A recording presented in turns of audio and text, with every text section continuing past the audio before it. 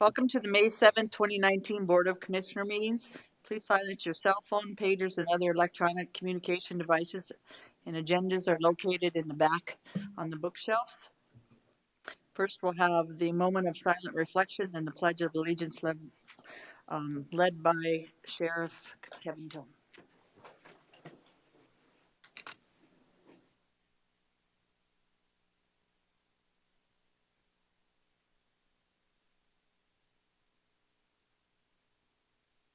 Allegiance to the flag of the United States of America and to the republic for which it stands, one nation, under God, indivisible, with liberty and justice for all.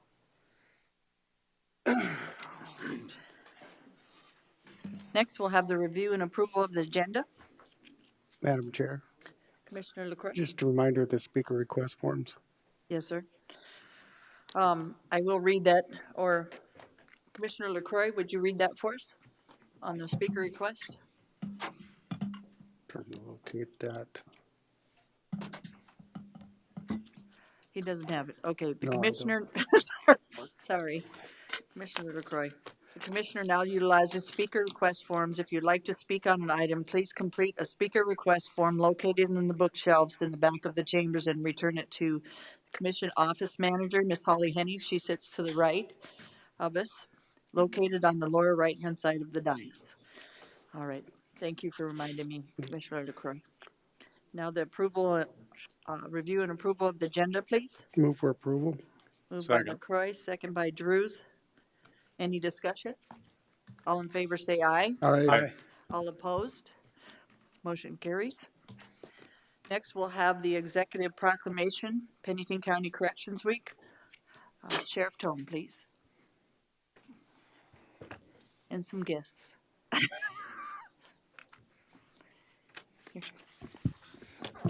Good morning, Kevin Tome, Pennington County Sheriff. I have Rob Yantis, the jail commander, and Joe Gutierrez, the commander of JSC, the Juvenile Services Center, and then Brian Mueller is the chief deputy that oversees the Corrections Division. And thank you for taking the time to recognize our correctional staff.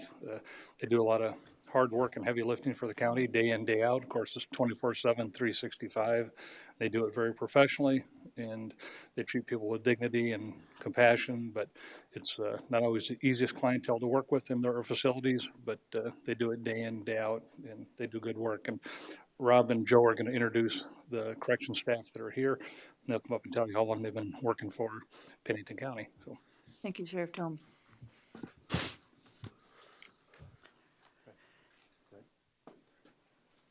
somebody's going to read the proclamation too. Okay. Once they get up here, we'll have I'd like to invite the juvenile corrections staff up front. I'd like to thank Chief Miller and Sheriff Tome for their guidance and help out throughout the year, and for recognizing for Correction Week.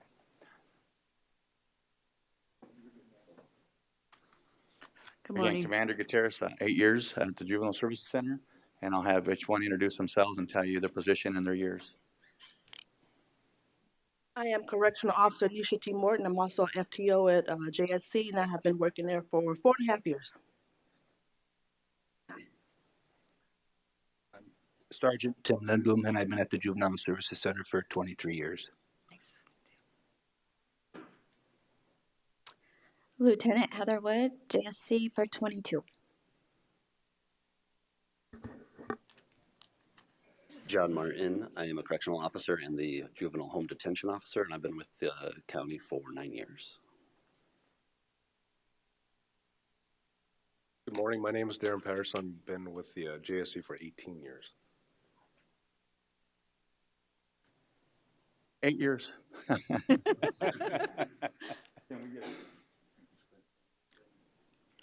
My name is Rob Yantis. I'm the jail commander. I've been there for 11 years, and I'll introduce this group. Captain Wade Anderson. I've been at the jail for 12 years. Sergeant David Rickey, 18 years and booking supervisor. Lieutenant Kathy Houston, 16 years. I'm Sergeant Adam Kojo. I've been at the jail for 6 years.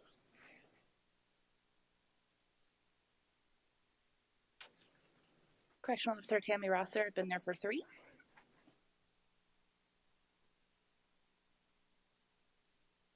Correctional Officer Chris Daniel. I'm a field training officer. Been there for 7.5 years.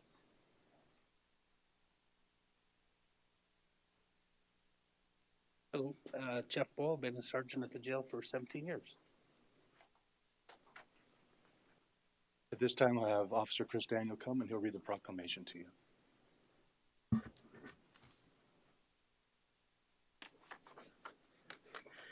Whereas May 5th through May 11th, 2019 will be celebrated across the United States as National Corrections Week. And whereas the corrections profession is one of the most challenging professions one can pursue, it is also one of the most noble. Corrections staff help keep our citizens and our community safe, not simply by securing jails and juvenile detention facilities and the offenders confined therein. Correctional employees serve admirably throughout the Pennington County Jail and Juvenile Services Center as custody officers, counselors, teachers, chaplains, healthcare professionals, support staff, supervisors, and commanders. They're among the most capable, committed, patient, and persistent public servants in our nation. And whereas few truly understand the difficulties and challenges these corrections professionals face daily, often at personal risk, they are given those who have engaged in dangerous and addictive behaviors, along with the responsibility to reform and rehabilitate. They are given society's illiterate and unskilled, and the task to educate. They are given those who lack medical care or who are in poor health and must help make them well.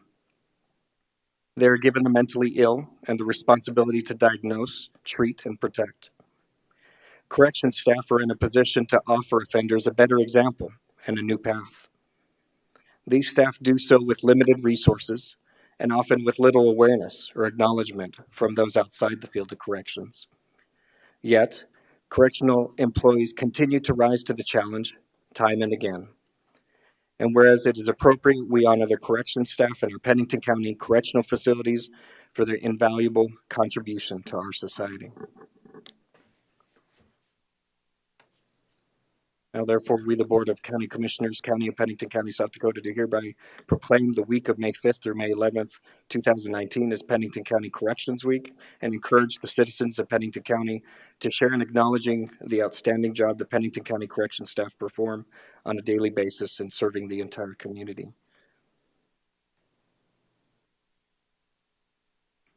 Dated this 7th day of May, 2019. Thank you, sir. Kevin Tome, Sheriff Tome, do you have anything else to say? Commission? Madam Chair. Commissioner LaCroy? I just want to thank each and every one of you for your hard work and compassion in what you do. I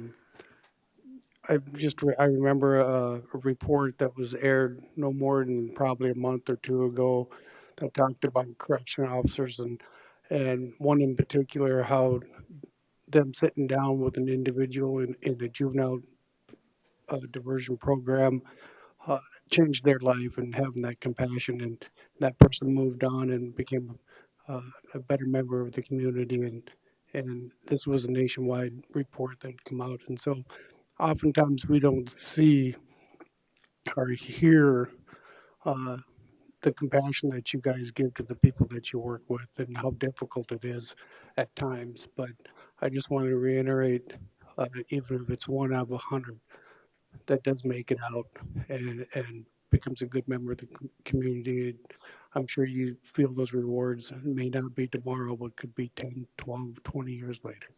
And we appreciate all the hard work that you guys do. Thank you. Madam Chair, Commissioner DeSanto? I'd reflect what Commissioner LaCroix just said, and also thank you guys. I know your job is incredibly difficult, and to stick it out, stick with it, and do the great job that you do is greatly appreciated. Thank you. Commissioner Roskinek?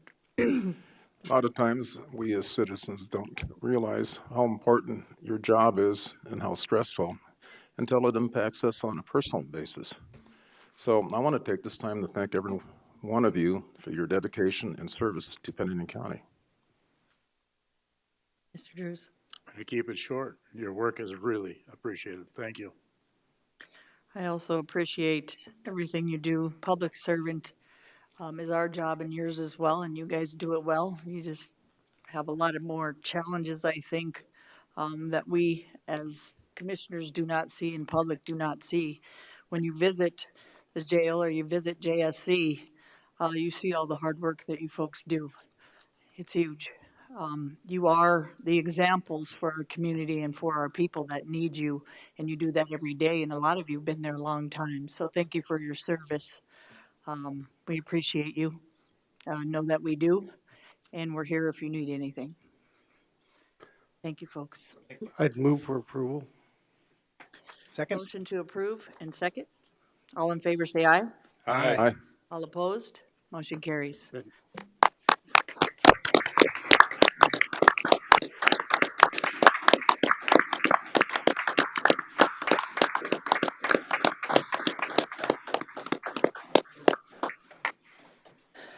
Next, we have Executive Proclamation, Public Service Recognition Week. Good morning, Commissioners. John Morrill, Pennington County Human Resources. So I have the honor of actually reading the Executive Proclamation for Public Service Recognition Week. We're blessed, truly blessed, to live and work in the area of the country that we do. We've got so many dedicated county employees and public servants, whether they be elected or appointed, and we're truly blessed to have them as part of our staff here in the county. So without further ado, I'll read the proclamation. Whereas Americans are served every single day by public servants at the federal, state, county, and city levels, these unsung champions do the work that keeps our nation working. And whereas the men and women who work for our government tackle some of the most important challenges and opportunities facing our country, and whereas public employees take not only jobs but oaths, and whereas without these public servants at every level, continuity would be impossible in a democracy that regularly changes its leaders and elected officials. And whereas the Pennington County Board of Commissioners is extremely proud of the dedication shown by its employees, day in and day out, they provide the diverse services demanded by the American people of their government with efficiency and integrity. Now, therefore, we, the Pennington County Board of Commissioners of Pennington County, South Dakota, do hereby proclaim May 5th through May 11th of 2019 as Pennington County Public Service Recognition Week. All citizens are encouraged to recognize the accomplishments and contributions of government employees at all levels, federal, state, county, and city. Join us this week and throughout the year in showing them respect and appreciation they seldom receive, yet so richly deserve. Signed this 7th day of May, 2019, Pennington County Board of Commissioners. Thank you, John. Commission? Move for approval. I'll second. Moved by DeSanto and second by Rosknecht. Any discussion? Madam Chair, Commissioner LaCroy. I appreciate the proclamation and the recognition of our employees. They give us a lot and aren't shown a lot of appreciation sometimes when they have to do the jobs they do, but just let you know that I think we all appreciate the work that you do and understand the jobs that you do, and we appreciate it. Thank you. Just one thing, I think the whereas was kind of set the tone for extremely proud of the dedication shown by our employees day in and day out, that they provide the diverse services demanded by basically government and with efficiency and integrity. I think that says it all for our employees and the leaders and the department heads in Pennington County. You guys work hard. We see it every day. Pennington County strives to be the best, and I think we've shown that in many different areas. So we appreciate all your dedication, and basically, I always say, feel the love. That's a good way to put it, because I think Pennington County does that a lot for many people. Sometimes we don't get recognized for how much we do, meaning the folks that work in Pennington County, our employees, but we do appreciate you. Thank you. Do we have a motion? And Yeah. a second. I think, We do. did you not have it already? Oh, sorry. All in favor, say aye. Aye. All opposed? Motion carries. Thank you, John. Ms. Hawley? Good morning, Commissioners. Holly Hennies, Commission Office Manager. For public notice, the Board of Commissioners uses a consent agenda to act on non-controversial and routine items. The consent agenda is acted upon by one motion and vote of the board. Items may be removed from the consent agenda and placed on the regular agenda at the request of a board member or a citizen. Today's consent agenda contains the following items: approval of the minutes from the special meeting of April 9th, 2019, approval of the minutes from the regular meeting of April 16th, 2019, excuse me, approval of the minutes of the special meeting from April 23rd, 2019, approval of the minutes from the Board of Equalization hearings held in April 2019. Number 11 is to set and approve the civil township bonds for treasurers and clerks as presented by the auditor. Number 12 is to assign the 2019 long-term reserve accumulations in the general fund as follows: IT equipment in the amount of $75,000, the inmate transportation bus in the amount of $100,000, and auditor software in the amount of $40,000. Number 13 is authorize one Glock G17 Gen 4 duty weapon to be declared a surplus for the purpose of commendation as requested by the sheriff. Number 14 is to acknowledge the removal of all seasonal load limits as submitted by the Highway Department. And finally, number 15 is to declare the drill press from the Wall Highway Department shop as surplus for the purpose of disposal. Thank you, Ms. Hawley. At this time, is there any members of the public who wish to remove any items 7 through 15 from the consent agenda? If not, is there any commissioners who wish to remove any items from 7 through 15 from the consent agenda for Madam further Chair. discussion? Number Commissioner 13. DeSanto? Number 13. Thank you, sir. Madam Chair, Commissioner number 11. number 11. Any others? If not, can we have a motion with the exclusion of number 11 and number 13? So move. Approve. Second. Moved by Drews, second by DeSanto. All in favor, say aye. Aye. All opposed? Motion carries. Commissioner Roskinek, number 11, please. In our packet on the front page, there's a chart showing the receipts. On that top paragraph, it says the amount of the treasurer should be approximately equal to the amount of the township will receive in 1 year. So I was looking 2018 and 2019, those numbers seem far from equaling, so I just wondered if I'm looking at it wrong. Okay. Does the auditor, Miss Cindy, can you do me a favor? Can you do an explanation of kind of how this works and then answer Mr. Roskinek's, and maybe that will answer Mr. Roskinek's question. That way we do have new commissioners and just how we.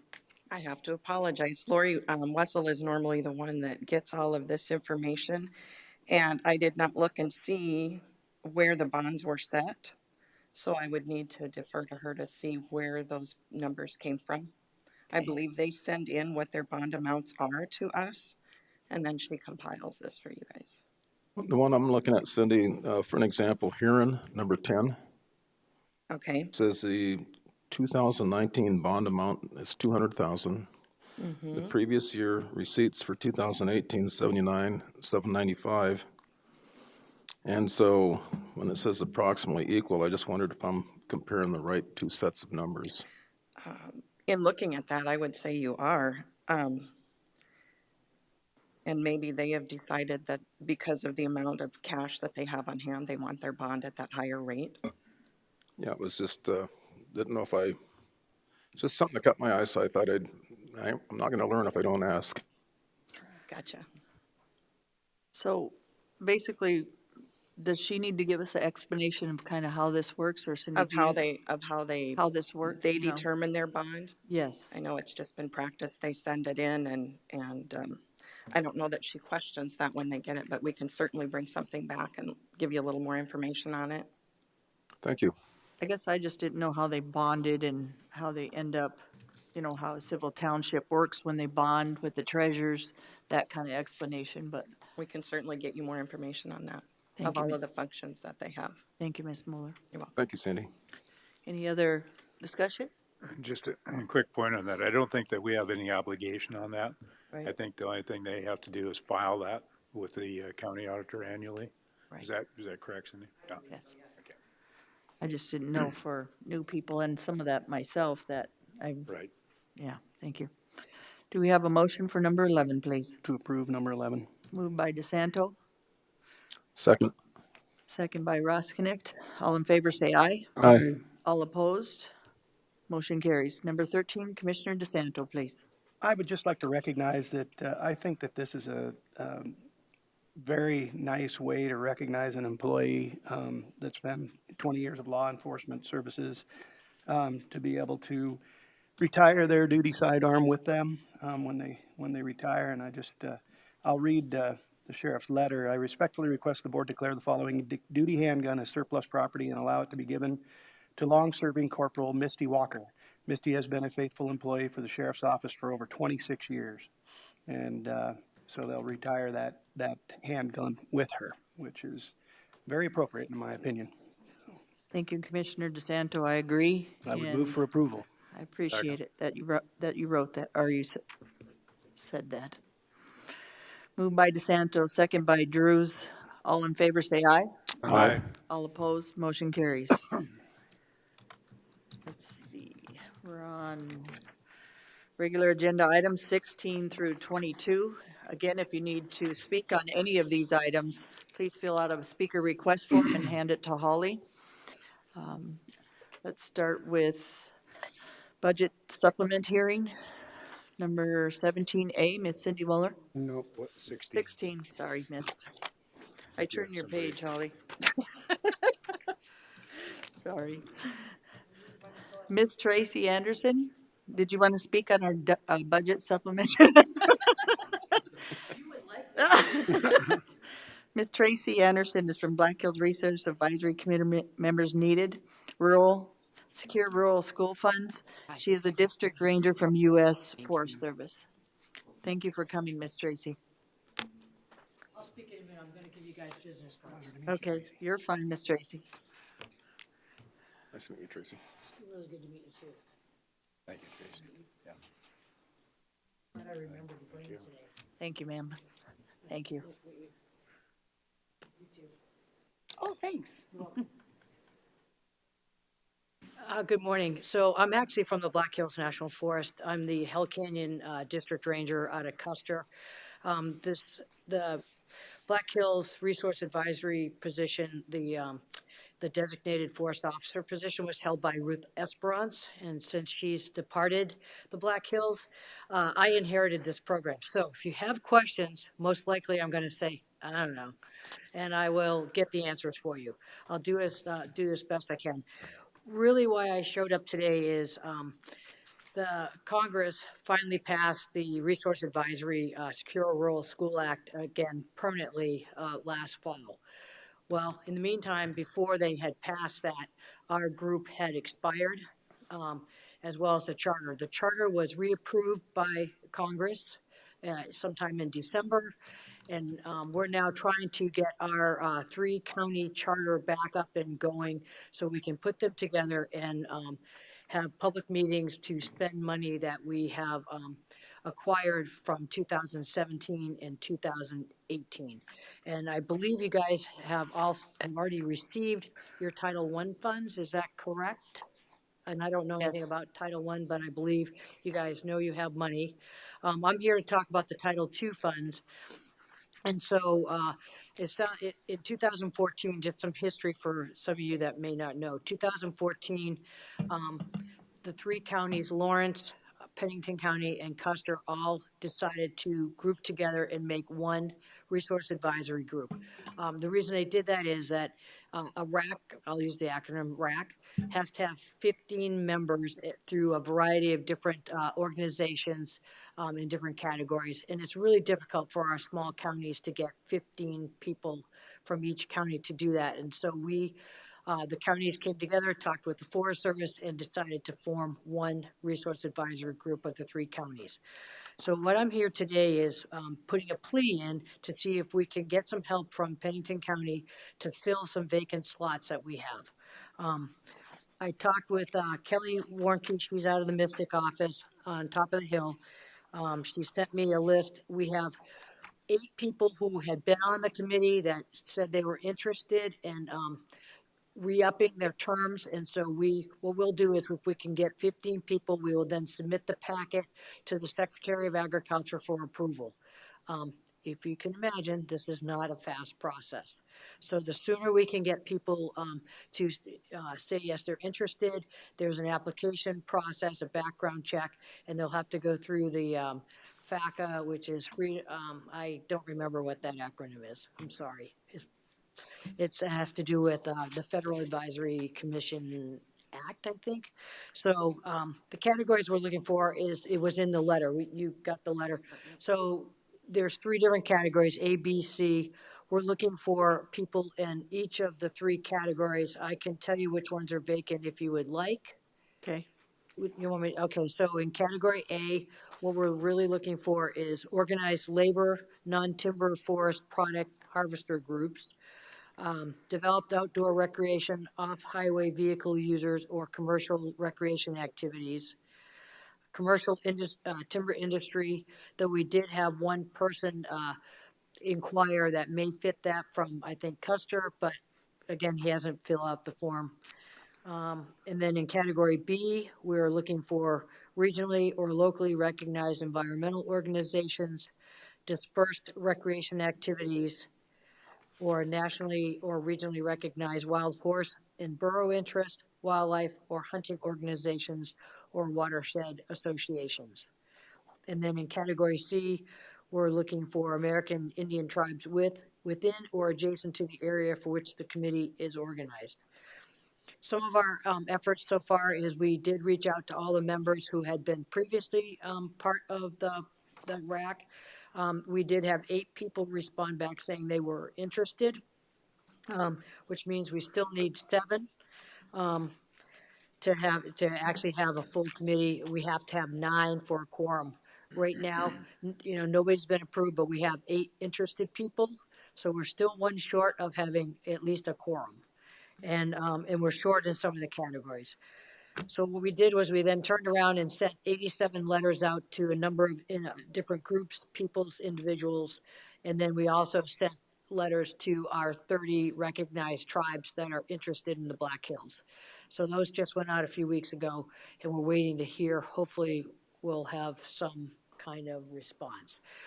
But I'm here pleading with you guys to try to help us get people on this very important group so that we can hopefully this coming fall, winter, put together some public meetings, get everybody approved, put together public meetings, and then be able to look at the money we want to spend for projects on the national forest in your counties. Thank you, Ms. Tracy. Scott, Mr. Guffey, he might. Scott. How are you? Good.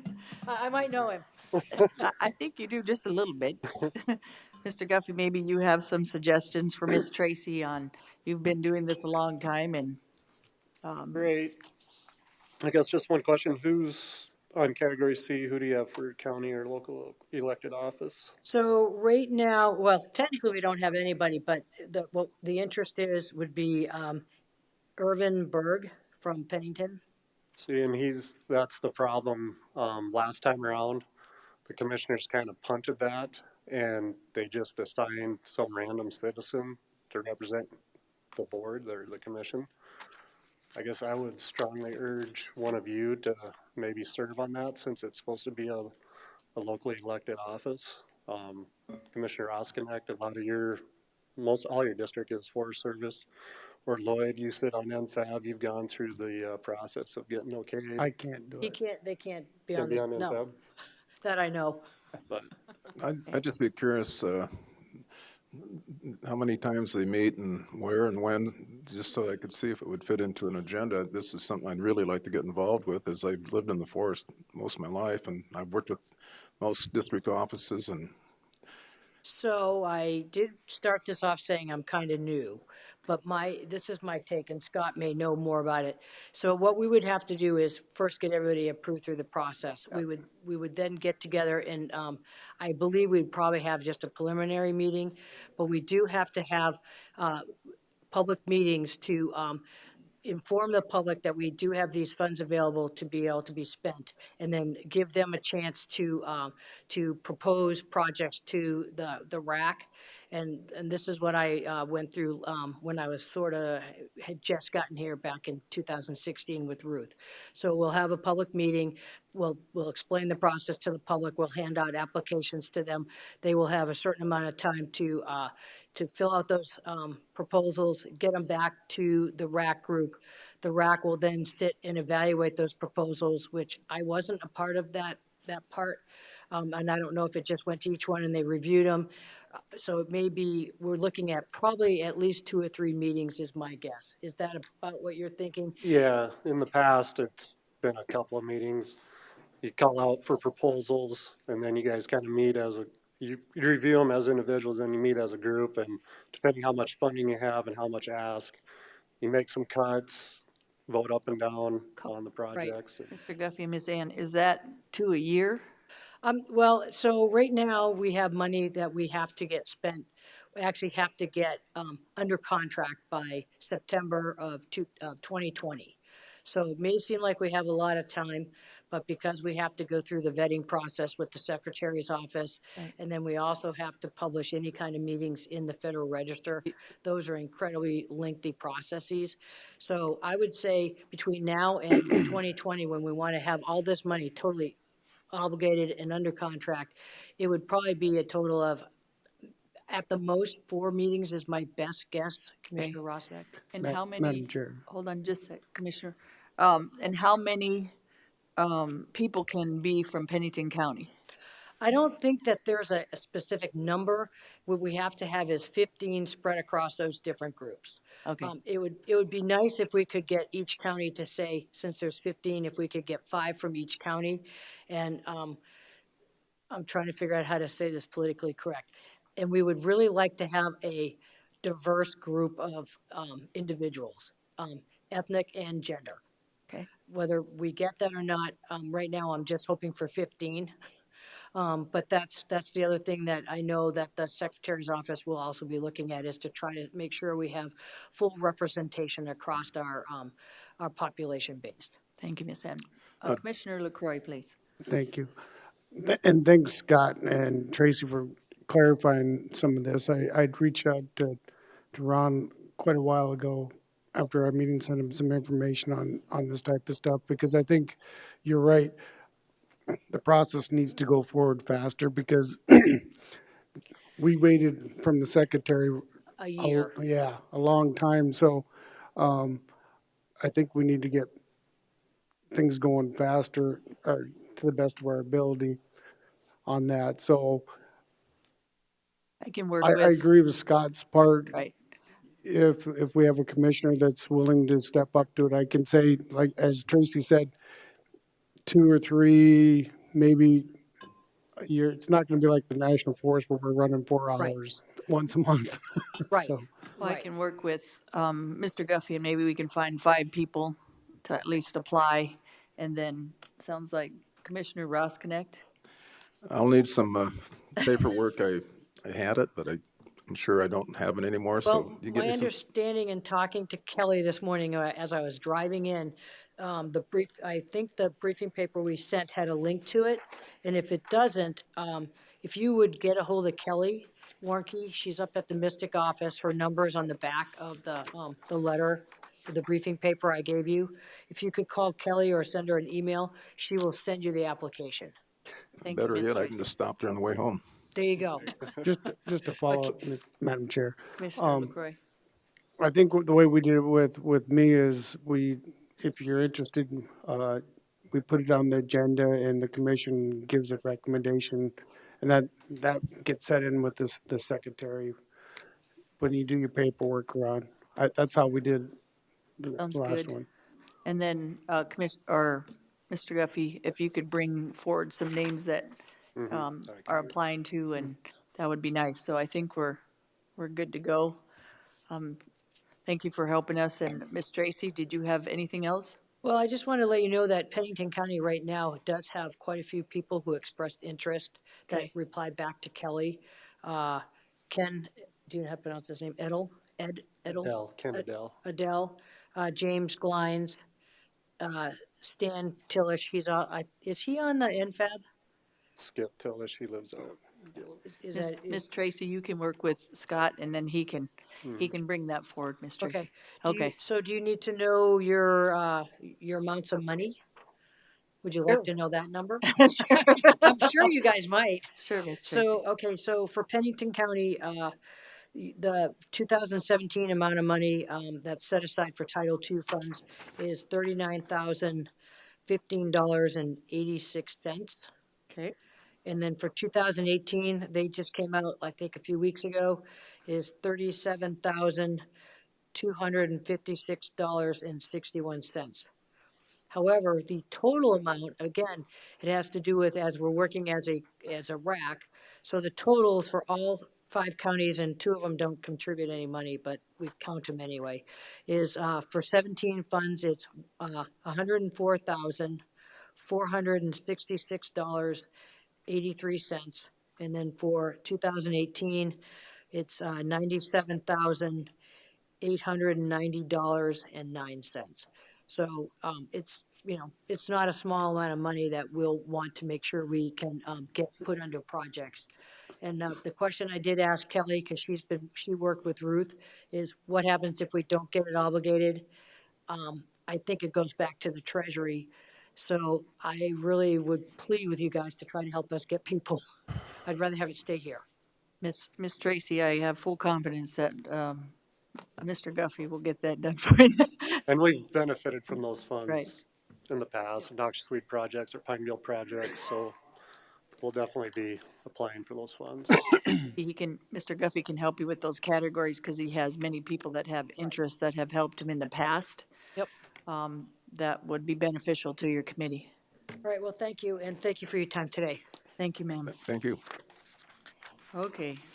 Miss Cindy Moeller on 915 budget supplement hearing for Title III Fund Search and Rescue budget in the amount of $73,243.92. Good morning, Commissioners. Cindy Moeller, Pennington County Auditor. And now is the time that you have set for the hearing for this budget supplement, as you said, to supplement the Title III Fund Search and Rescue budget in the amount of $73,243.92. Thank you. Do we have a motion? So moved. Moved by Drews, second by Ross Connect.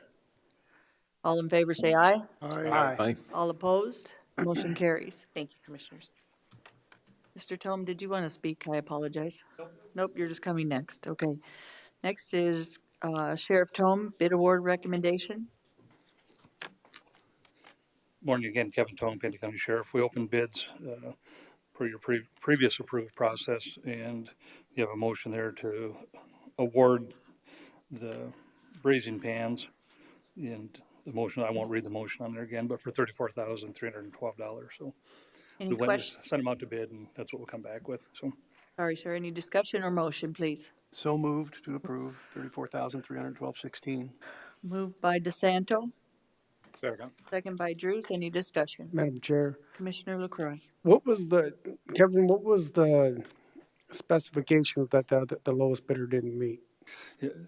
Madam Chair, if I may, they bid the wrong piece of equipment. So it Okay. was outside the specs of what we had spec'd in the bid. Thank you. Do we have a motion? Any other discussion? All in favor say aye. Aye. All opposed? Motion carries. Item B, sir. This is a two-step process, and I'll have Cindy help me with part of the motion, but there's 2 motions here. We had previously purchased a drone and then decided to abandon that vendor and go to another vendor, and for a variety of reasons I can get into if you want, but so what they did is they refunded 100% of our money, and we want to take that funds and apply it to a different drone. And the drones we use for search and rescue type efforts, for tactical situations, could have natural disaster type situations where you use it. So that's our purpose for acquiring it. So what we need to do, it's a 2-step process, to declare the original drone surplus, and then Cindy can help me with the motion to supplement the money back into the law enforcement budget so we can use it to purchase a different drone. Thank you. So that would be, item B would be first, and that'd be surplus. Do we have a motion? So moved. Moved by Second. Ross Connect, second by DeSanto. Any discussion? All in favor say aye. Aye. All opposed? Motion carries. Item C would be to set the hearing for putting back the 56,185. We have a motion? So move. Moved by Drews. Second by Hadcock. Discussion. All in favor say aye. Aye. Aye. All opposed? Motion carries. Thank you. Thank you.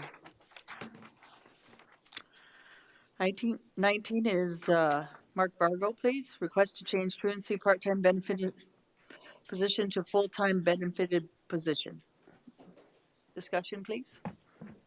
Morning, Madam Chair. Mark Fargo, Pennington County State's Attorney. I want to give you just a little perspective on this. Since Senate Bill 73, we have tripled the number of people who come through juvenile diversion. We've done so without any increase in staff in that department, other than increasing our effective hours from our part-timer from 20 hours a week, which is supplemented by the school, to 39 hours a week. So we are literally right now 1 hour a week with a part-time benefited position from a full-time position. The increase that would create is 1 hour a week of salary, and then what totals out to be basically 1 hour a week of benefits between sick leave and annual leave.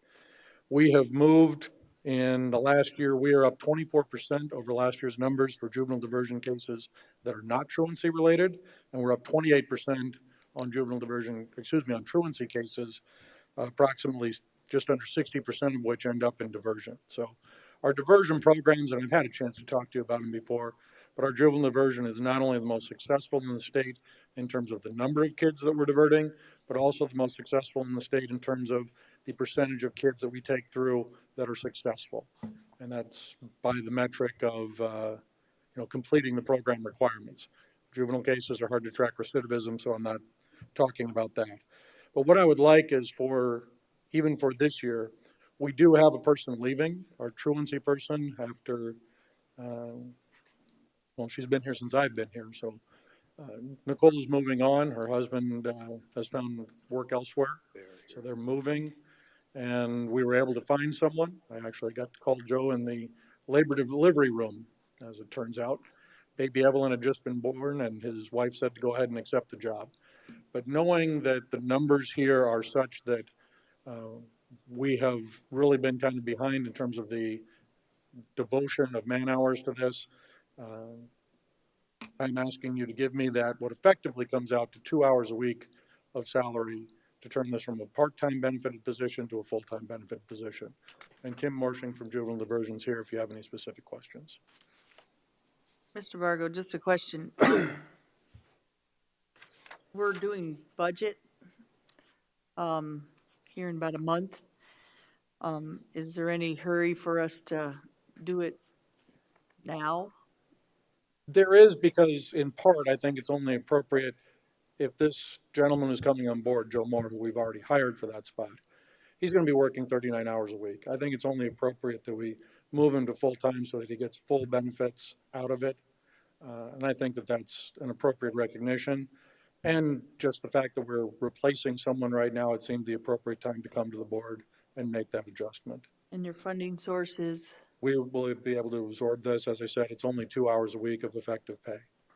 So it's only 2 hours difference plus the benefits, right? Full benefits? 1 hour plus the benefits, which are basically 1 other hour. So you get an extra hour and a half of sick leave and 3 hours of annual leave in a month, which is basically an hour a week. So how much is that for cost? I believe that's $40 a week in cost is what I would be absorbing. Plus benefits? No, ma'am, including benefits. Okay. Madam Chair. Sir. I'd make a motion that we move that current part-time benefited position to a full-time benefited position. Second. Moved by Drew, second by LaCroix. All in favor, say aye. Aye. Aye. I had a comment. Oh, sorry. Did you want to go first? You go ahead. Okay. Thank you, Mark. Could you explain Senate Bill 73 just a little bit for a refresher for people? You bet. Senate Bill 73 was kind of the juvenile counterpart to Senate Bill 70. It was an attempt by the legislature to get kids out of the system rather than taking them through the formal juvenile adjudication process. And one of the things they did in Senate Bill 73 that they didn't do in Senate Bill 70 was they incentivized diversion programs. Kim Morshing and her staff took that and ran with it. You've seen in our budget over the last 3 years between $125,000 and $133,000 a year coming back to the county in terms of the incentive program. And so it is designed and has been very effective at reducing the cost to DOC. As a matter of fact, DOC is saving a whole lot more money than they're sending back to the county. So to the extent that there was a cost shift, there's still a cost shift to the counties, but it's been far less than there was in Senate Bill 70. So Senate Bill 73, I think, has worked out a little bit better for us.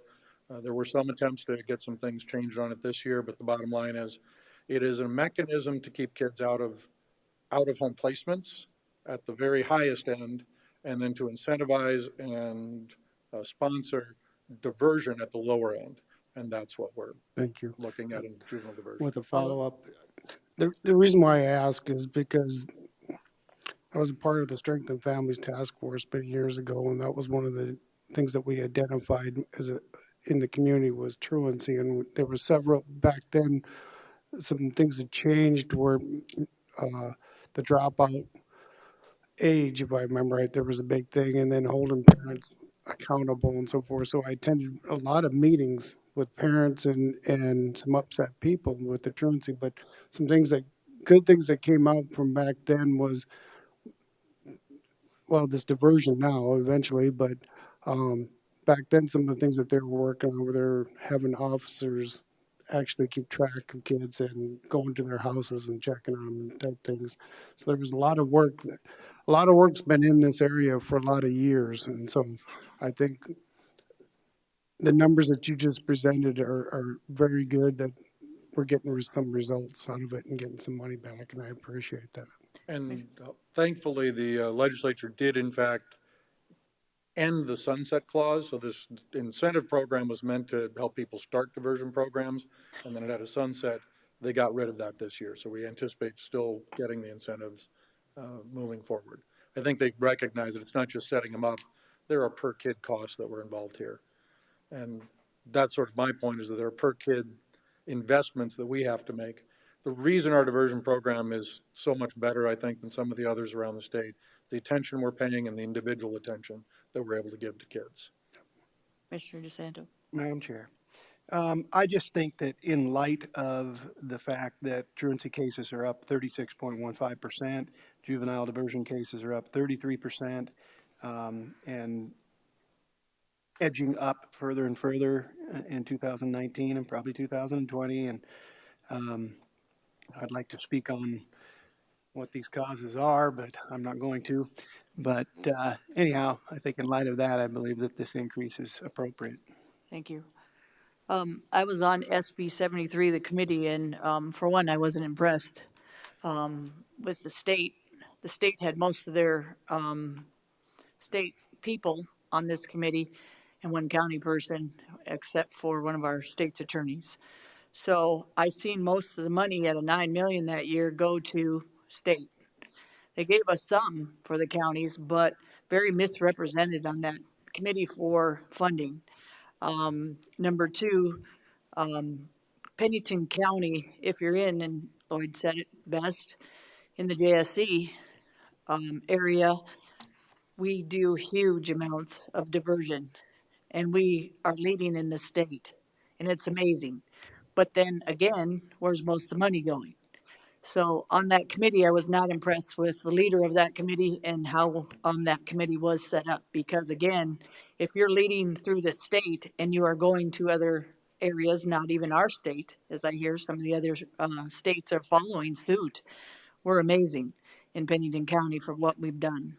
So again, that committee, they had some really good people on it in a sense, but again, that diversion programs are through us. They've shut facilities through the state and diverted it to the counties. So thank you for everybody that works in that area, because you're working with minimal funds with the state needing to put more back into their counties. So that's my bottom line. Agree. Thank you, sir. We do have a motion and a second. Any other discussion? All in favor, say aye. Aye. All opposed? Motion carries. Thank you, Mr. Vargo. Thank you all. Thank you, Kim, for everything you do for our county. Items from the highway, Joe Miller. First, we'll do award recommendation aggregate stockpile project. Good morning, Commission. Joe Miller, Pennington County Highway Superintendent. First up, we have the benchmark, and as you've probably read in the letter or the memo there, we had some discrepancy, or not some discrepancies, but some clerical errors in the bid documents. Rogers Construction put a unit price of, let me grab it here, of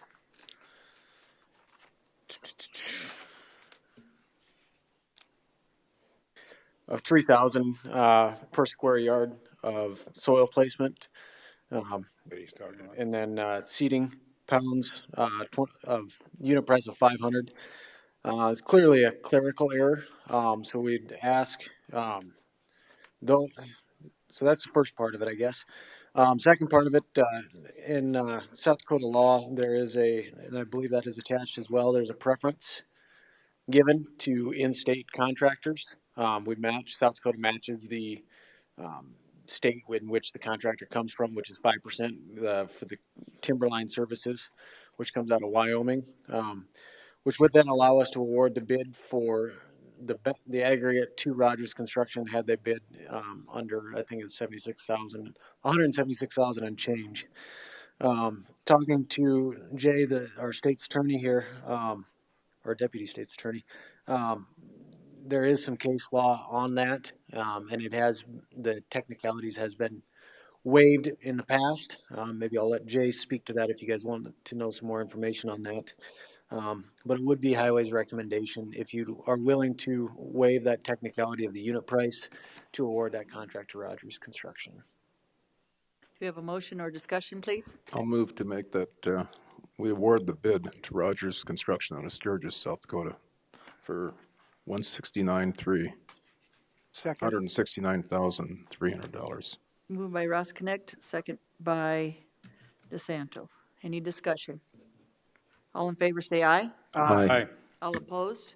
Motion carries. Item B, please. This item is to authorize for bridge repairs on Dark Canyon. After the repairs of the vents and all the stuff that has gone on last year, we discovered some spalling going on the bridge deck, which is the concrete chipping out and whatnot.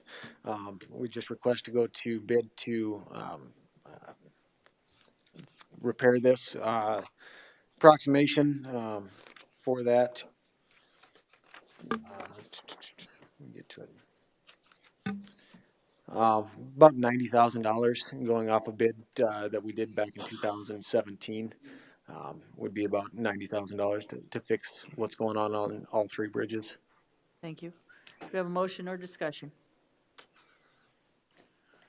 I'll make the motion that we authorize the advertise for bids for project BR 2019-1. Second. Motion by Drews, second by LaCroy. Discussion, please. Not all in favor, say aye. Aye. All opposed? Motion carries. Item C, please. Okay, as you can see here, this is the 164th Bridge contract. You should have the updated contract that I emailed to Holly this morning. I apologize. Watching the commission meeting from the 23rd, I realized some errors that we didn't get in there. One of those being the one-year warranty that was requested by Commissioner Hadcock. And then also we put in there to remove and dispose with Core Construction, after some discussion with our deputy state's attorney and the auditor, to surplus that bridge and to allow us to give it away. It's got a value of more than $500, but we don't know what that value above $500 is, which then we'd have to hold a public auction to remove or to get rid of that bridge, which then, talk to Holly a little bit. Be about $150 to advertise for that public auction, but we don't know what we're going to get for the bridge. Somebody could bid $1, and then we'd have to, either we have the auction on site, or to speed things up, we'd have Core remove it and haul it to our county yard, and then if somebody doesn't bid on it, we'd then have to haul it to the dump. Those disposal fees at the dump would cost us approximately $5,900. It's $59 a ton because the wood is infused with creosote. So talking to Core Construction, we kind of came up with a kind of a compromise. The county will haul the old bridge off, and he'll knock $2,000 off of the price for the disposal of that, which I don't, that's $2,000 in our pocket basically, versus taking a chance at a public auction. So with that, I'll leave it to you guys. Discussion or motion? Madam Chair. Commissioner LaCroy. I think that's a good direction. I think having to go through the auction process and so forth with that type of thing is going to end up costing us more than I think we just get it done. So I appreciate your guys' work and the compromise that you guys worked together on this, because I think we should just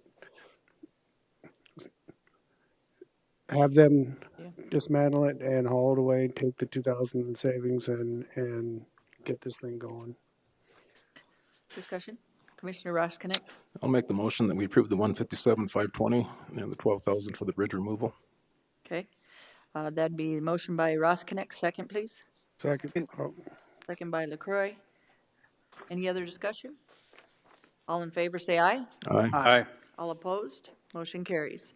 Number D is Jim Street information, please. Okay, this is continued from March 19th.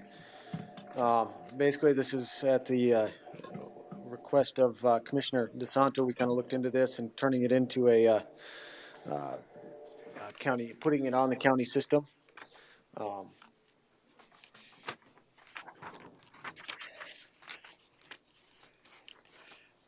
So I'll just kind of overview from the previous meeting here. It was originally a driveway for 3 houses back there. There's 4 lots. There's only 3 houses. Hold on just a sec. Do we have a video? It's just the PDF of the map here. Give us just a second.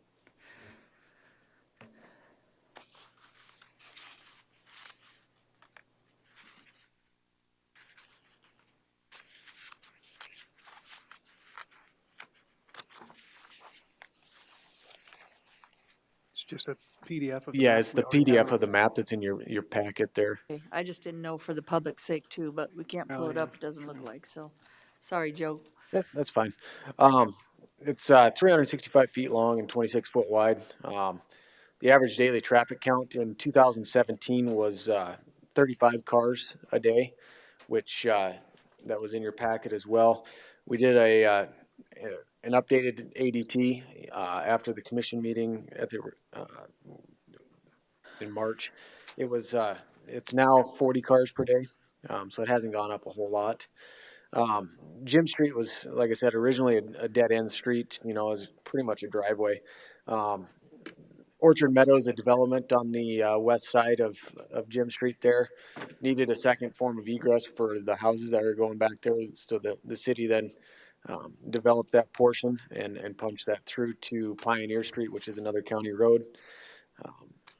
The highway, if it is to be put on the highway system, talking about it, kind of came up with another idea this morning as well, talking with Mark and talking through it, I guess. Either we place millings on it and then chip seal over the top of it, turn it into what we call a blotter surface.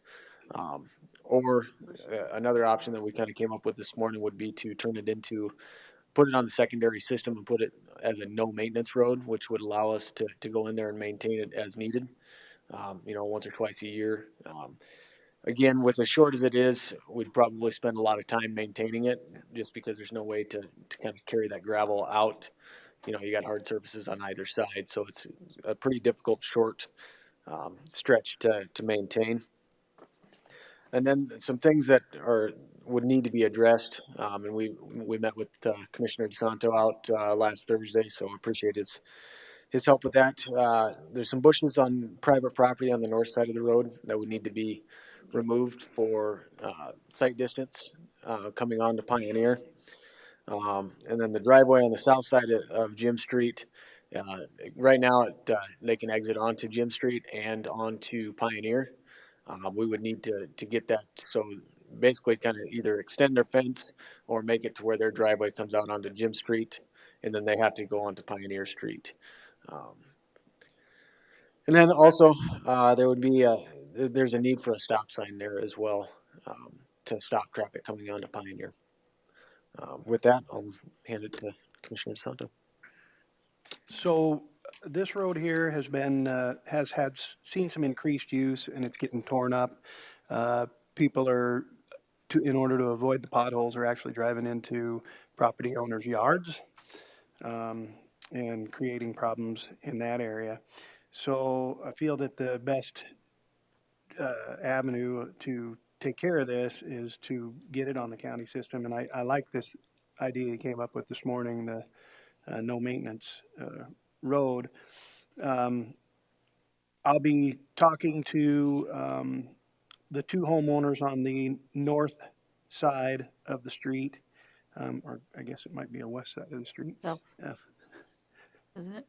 What's that? No, the north side of the street. Yeah, there's two on the north side, and then there's one home on the south side, but there's two lots. I'll be talking with them this week, and then the lady on the south side with the driveway, I'll be speaking with her as well.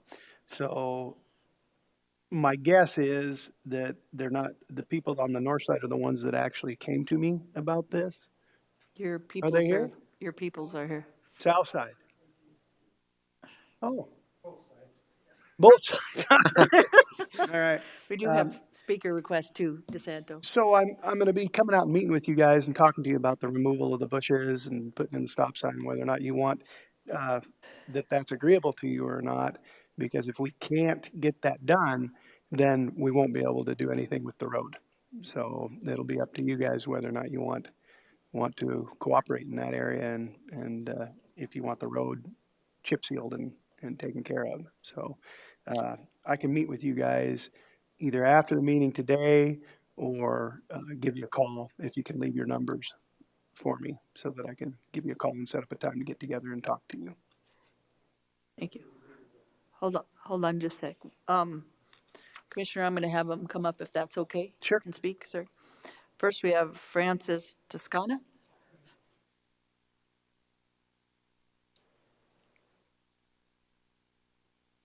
Your name, sir, again? Sure. My name is Francis Toscana. My wife and her two sisters own the property on the south side of Jim Street. And as was stated earlier, that was just a driveway. There used to be a barbed wire fence there before the property was developed. Since the property's been developed, as this gentleman accurately said, traffic has increased to the point that the road now has become potholed. People drive up on my wife and sister-in-law's property and also on the other people's property. We even, in one of our less brilliant moves, we put some concrete blocks to keep people from doing that. They simply took the blocks. But where's your house, sir? Well, my house is in 1507 Forest Drive. My sister-in-law's house would be on the south side, where the driveway is going to have to come onto Jim Street. Where the second access is one of them would be taken out. Right. Okay. Thank you, sir. And she's in it. Did she know that second access would be taken out before today?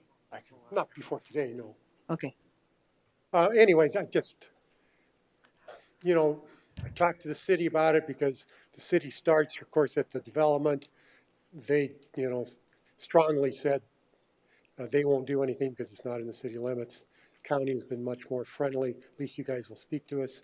We're just asking that somebody maintain that street so at least people will stay in the street rather than coming onto our property in the muddy times of the year. Thank you, sir. Any questions? Commissioner DeSanto? Is the person here that lives on the north side one of them having to deal with the bushes? Ma'am, if you'd like to come up and state your name, please, ma'am. The map is now on your screen there of Jim Street. Thank you.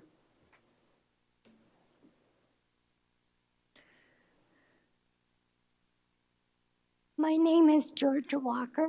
Hi, Miss Walker. Do you have a question for Ms. Walker? Ms. Walker, are you on the corner of Pioneer and? No, and Jim? I'm the one on the end. Okay, the end closer to the neighborhood that went in Mhm. last year. Okay. So really, there's not a whole lot we were going to be doing with your property that I know of. Am I correct? No, it would just, be the likely increased traffic, if that's a paved surface, more people are probably prone to use it. Right. That would be the only. Right. So do you have any questions for us? I don't think so, not at this time. Okay. And you're okay, Ms. Walker, with the increase in traffic in that area? Once you pave, you already know you're going to be an inlet outlet for other. Well, we've kind of gotten inundated with traffic compared to what we were before that housing development was put in. Yes, ma'am. Because we did have a gate across there, and it was strictly us three people on that street that maintained and took care of that road, and we never had no potholes or anything in it. Thank you, Ms. Walker. Any other questions for Ms. Walker? Nope, that's all Okay. I've got. Thank you. Madam Chair? Anyone else would like to speak that's on that street? Yes, ma'am. Come on up.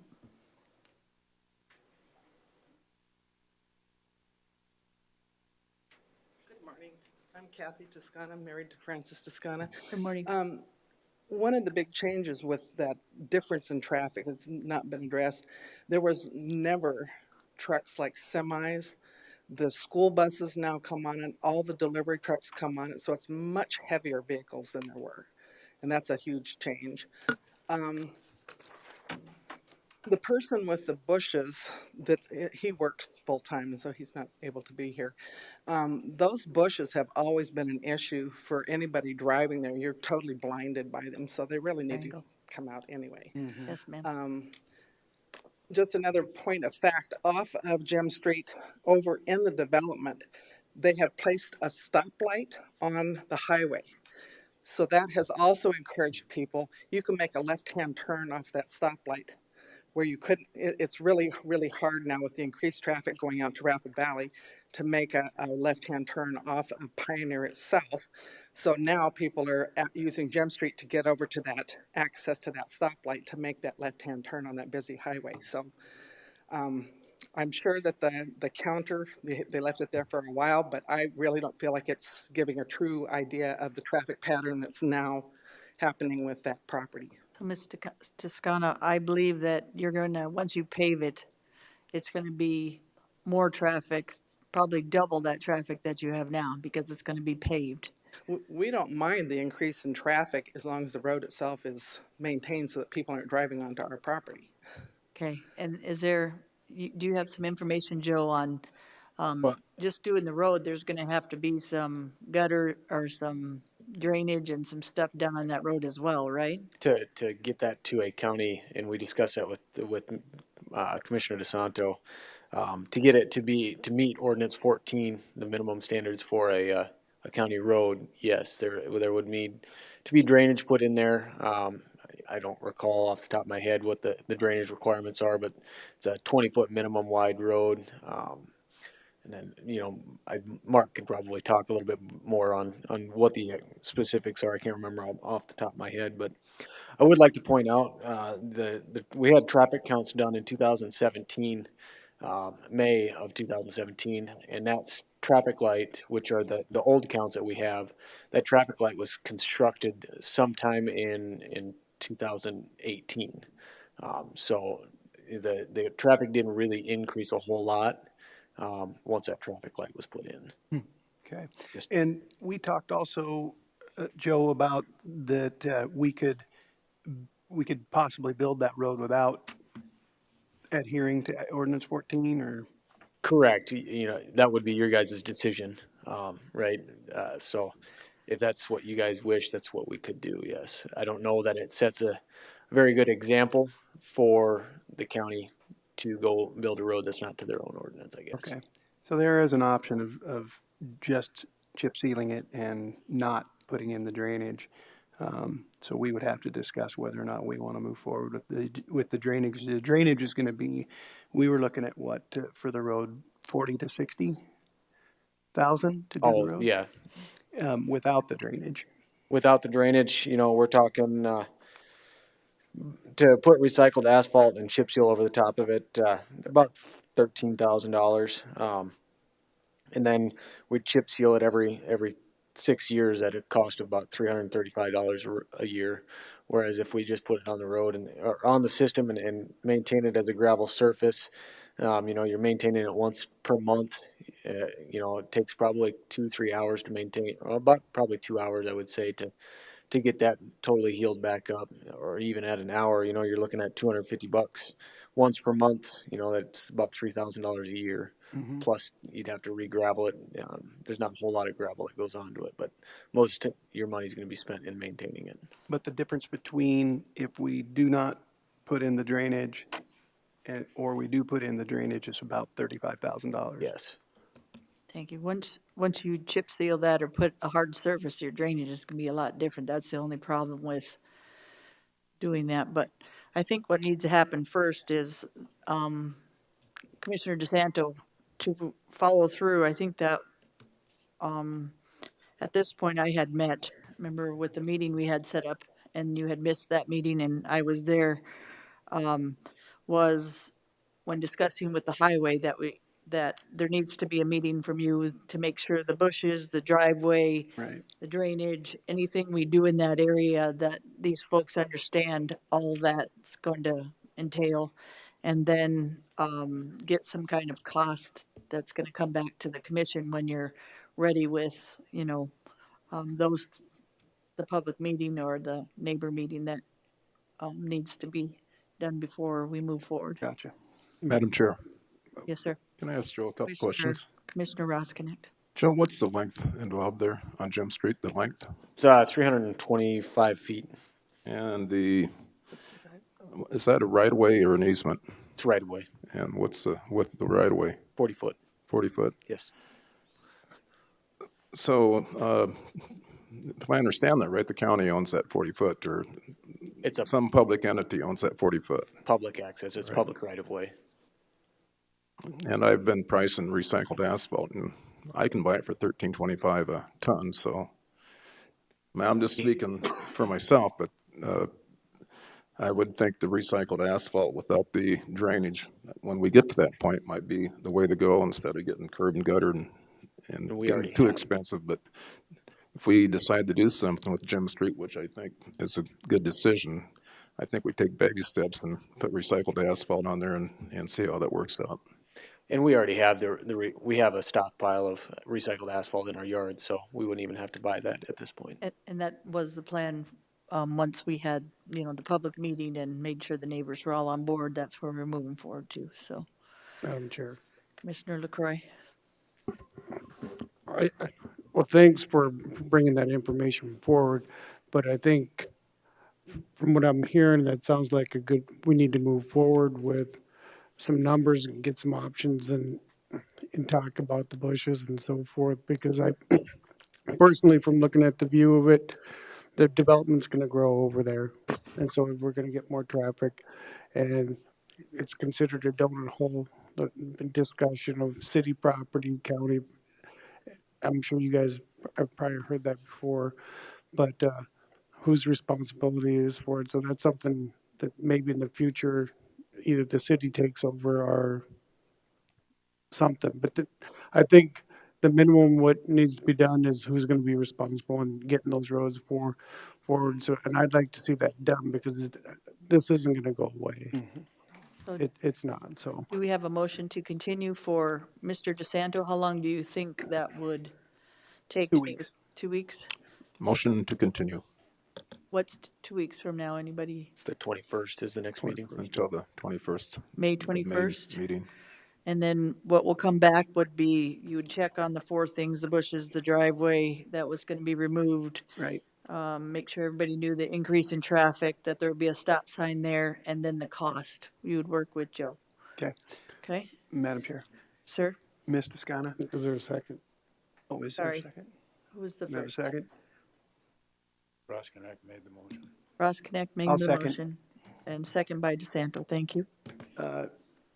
Without saying it publicly, could I get together with you and get the neighbor's name and do you have his contact information by any chance across the street? I would not, but do have, yeah, they do. If you, maybe you could give that to Holly for me. Okay. And then I'll get a hold of him when he's Be glad home from to. work.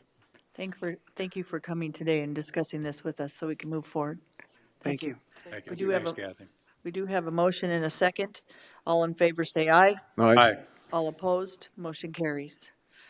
Thank you, 21 Commissioner. is request approval of approaches of variance to ordinance 14 standards, Rimrock Church Terry Cash agent.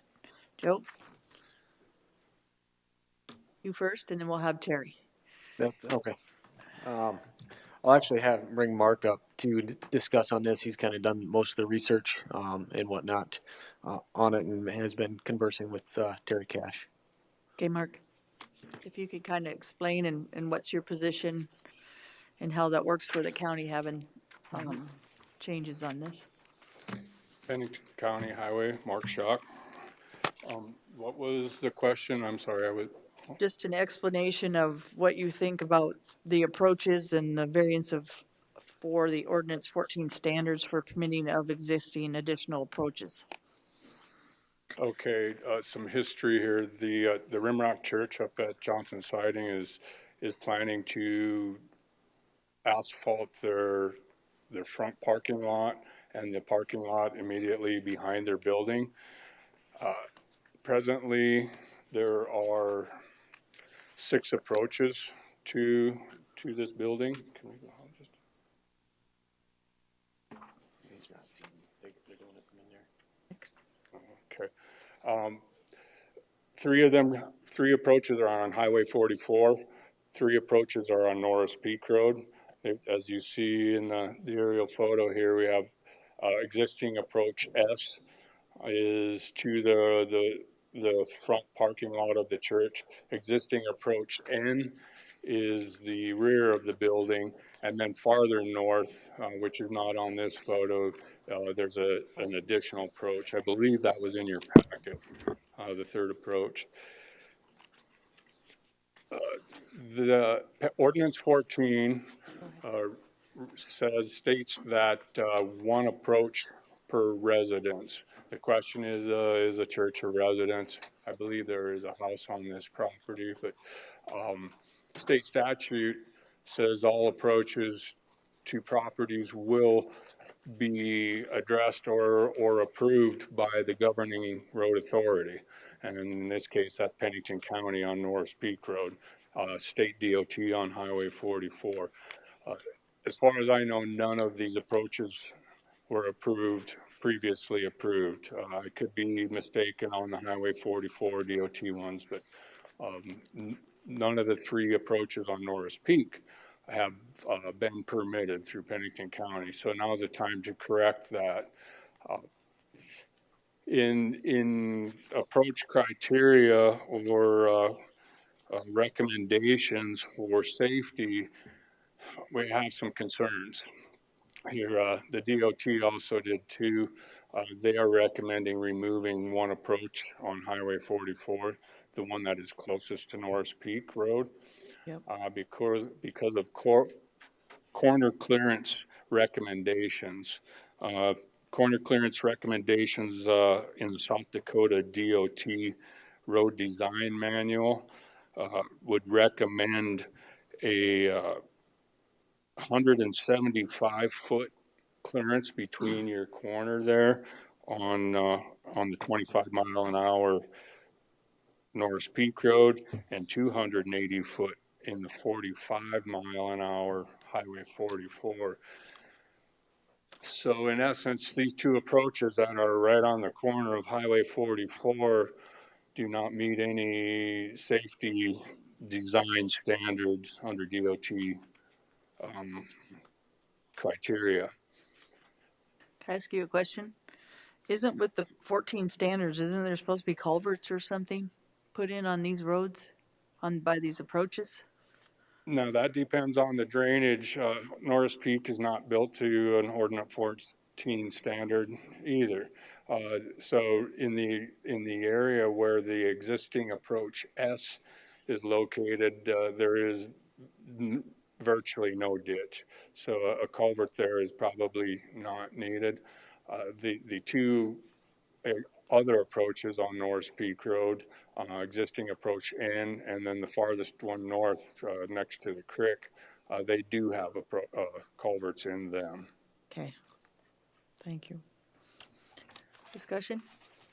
Mark, Madam Chair. Commissioner Rosknecht? This, what we don't see to the left is the Johnson Siding complex. Correct. And so when you're coming from the east and going west on Highway 44, before you get to this Rimrock Church, there is a speed limit sign reducing the speed substantially on Highway 44 to 45 miles an hour, if I recall. So does that make a difference, Mark, on the distance from that corner? If it's in it's not, I don't know, Johnson Siding's not incorporated, but it's a small little community, and I just wondered if that would make a difference on the distance. Those two approaches, the one off of Norris Peak and the one off of Rimrock, that kind of come together at that corner. Does that speed have a factor to that? It does, and those are the distances that I was stating. At 25 miles an hour on Norris Peak, the DOT standard says you should have a 175-foot setback. On the 45 mile an hour Highway 44, it says that distance should be 280 feet.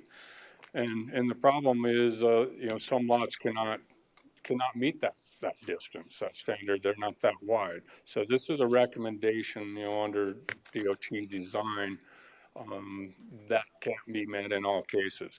But it's our duty just to make sure approaches are placed in the most safe location possible. Thank you. You have a follow-up? Well, what was the applicant requesting? Pardon, Ron? I guess the intent here is to delete a couple approaches. Well, of course, the church and the design people that are working for this project, they would like to keep all their approaches in place. Our intention is really not to recommend removal of any or support. We can't really support them under current safety design. We're not asking for removal, but we just want to inform the commission that the one that's in the location closest to Highway 44 does not really meet safety criteria. It should be removed, but we're not asking that. Are there existing curb cuts there? There's some curb and gutter along 44, and I think in that radius, but not right at that approach. Maybe up to the southern border of that approach, but not through the approach or any farther north on Norris Peak Road. Commissioner DeSanto? Mark, what's the distance from Norris Peak Road to that second, if you're traveling east from Norris Peak Road down 44, the second approach that goes in off of 44? You know what the distance is? On Highway 44? On Highway 44. I did not measure those. I'm not sure if it's in. You got two here. No, the second one is not in the design that they sent to us. I could not give you that number. How about that first one? Distance First from one. Norris Peak to the first one coming, if you're coming from the west towards Norris Peak, or excuse me, from the east towards Norris Peak, that first entrance. That would be approximately, the approximate current location is about 28 feet. And that's the one that's going to be removed. As I understand it, DOT is asking for removal of that approach. That's the one on the corner. East side? No, that's the one on okay. I'm closest asking to how Norris far. Peak. I don't have the distance on the Oh, you one don't? farthest east. Okay, all right. Yeah. This follow-up. Go ahead, sir. I would have to lean in agreement with the DOT that particular approach is not safe. Thank you. Commissioner DeSanto, I agree on both those corners because of, you have an approach in the middle here that gets them to where they're going. Those two on the corner, I think, are safety factors, going too fast or going too fast around a corner into a slower speed. But still, if they didn't have a bigger approach like on 44, and actually they have two going in there, and there's one to the back, and I don't know why we have one. Maybe I'm wrong, but why are we, okay, the church is here, you have that convenience store or gas station there, that's that approach. And what's the one on the existing approach? Why is the church doing all this? Does anybody know? Well, I used to live there for 20 years. So the property behind the fire department's where I lived at. So Yep. I seen this evolve, and what happened, there used to be a gas station that was, and then the church just slowly evolved. It started small and expanded. And so there's other curb cuts for serving different properties that are no longer there, and that's probably how they evolved in the first place. Okay. But the bottom one, down by the creek, that lower parcel is really nice parcel. It's got a lot of creek frontage, and due to the terrain and the vegetation, there's really no access from that upper to the lower. You can't, it all looks level, but it drops off down to the creek. So I don't have a problem with that. The two corner ones, I agree, they could probably be modified or removed just for safety purposes. Madam Chair. Commissioner I, LaCroy, please. I think we're all on the same page, so I'd make the motion to approve variance on approach FN and approach N and deny the approach S. Okay. Second. Been a motion by LaCroy and second by DeSanto. Can we have the applicant come up? And Mark, go ahead. Did you add something before the applicant? No, I was just going to state there may be someone from the engineering firm or the church that wanted to speak, but thank you. Yes, sir. Sir, if you'd like to come up. And your name, sir? Good morning, Commissioners. My name's Terry Cash. I'm with Banner Associates, representing the engineering firm for the church project. Okay. Maybe to help fill in a few holes here. Yeah, the church is trying to pursue paving some of their parking lots, of course, and in the process, this is where we've ended up. We've had these approaches that we've inherited from, the past for these different, and there's unfortunately limited opportunities to connect them internally to the property due to the grades between the approaches. I mean, the parking lots. Now, what we've been proposing, like was mentioned, is removing the DOT approach there on 44. Okay. Also, approach S. What we are proposing is that we slide it as far as we can north. Okay, which amounts to about 15 feet. All right. That lines it up better with, once we stripe the parking lot and so forth, it lines it up with a drive lane and so forth. But 15 feet is about what we can work with due to grades and the building there, and the geometry we can. That's what we have. Don't you have two approaches? You have the one, let's see, so it'd go south. That was north, if I'm correct. So you have the approach on the right to get in there, and then you have the big one in the middle, right? Okay, yeah. Besides those two to get into the church already. So I'm trying to figure out, number one, those are pretty, to me, safety issues there. But by the way, you're going, 45, you're going to turn the corner. And then once you turn the corner, not everybody slows down right away. So then you're basically, to me, those two approaches, and I agree with the commission that those are safety factors. Are you saying that the big one in the middle is going to go away by DOT? No. So you have two other approaches for the church, which seem a little bit. Well, we'd have without approach S, okay, Yep. the way the plan is now, we would have one approach to that, parking lot. What you're seeing over there, to the right, the property, she had a pointer, that is kind of a bank that people drive over. And so there's gonna be a short retaining wall there and that will go away. So, sir, what about the green space there that there could be some type of driveway further down where the approach N is? It seems like easier to come in there or come in the backside and not so much on the corner. Being an engineer, it seems like you'd understand what the safety factor Well, yes. and how fast you're going. I'm not arguing that point at all. Okay. Okay, I'm just So- explaining what we would like to get done here. Okay, and sir. what they have to work with, Okay, so. thank you, sir. Any questions for Mr. Nash? Mr. Cash, right? Yes.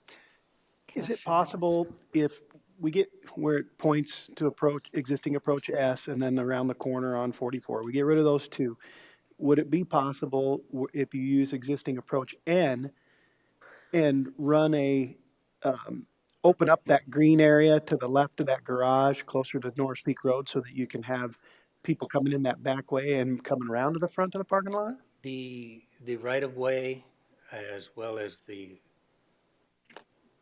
location of the existing building there, it makes it a little too tight. Oh, it does. Yeah, and there's also grading issues there too. It's quite a bank. Okay. It's kind of hard to Then see. my next question would be down here at this end, and I'll just point to it. Yeah, thanks.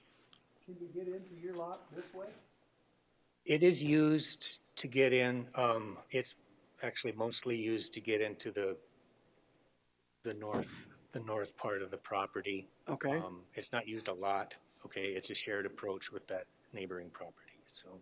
Could it be expanded to make to make up for the loss of those two of existing approach S so that you have two entrances into that? We are proposing that be paved. You are. As well, so it will possibly take some. So you would then you could possibly have two entrances. It won't provide any, access to that southern parking lot. Oh, it won't? No, it won't. The grades are just don't work. Okay. Madam Chair, Commissioner Roskinick? if we eliminated the two approaches near the corner, hypothetically, so the primary access to the upper parking lot would be the center approach off of Highway 44. And I think there's got to be, that church gets really crowded on Sundays, so you need to have we just got to make sure that there's an ingress and egress. They can't be using that same approach. So if, as Mark said, if you could. We're again, yeah, that's what we're up against. So, yeah, there needs to be an in and out. And if we do away with approach S, we've got one entrance to our parking lot. Is it possible to make one of those approach just a certain direction where you don't have people coming in and coming out? One could just be used for an exit. Would that make it more safe? We could sign things and so forth if needed.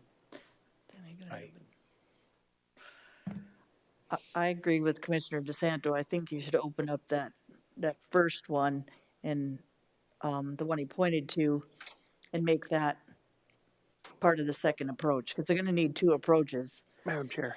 And whether you exit or you enter in those two corners, I still think it's a safety factor because Madam you're going Chair. 45. Commissioner DeSanto. Mr. Cash stated that the not the angle, but the slope coming in on that side is too much. They wouldn't be able to access the parking lot from there. The slope is too great.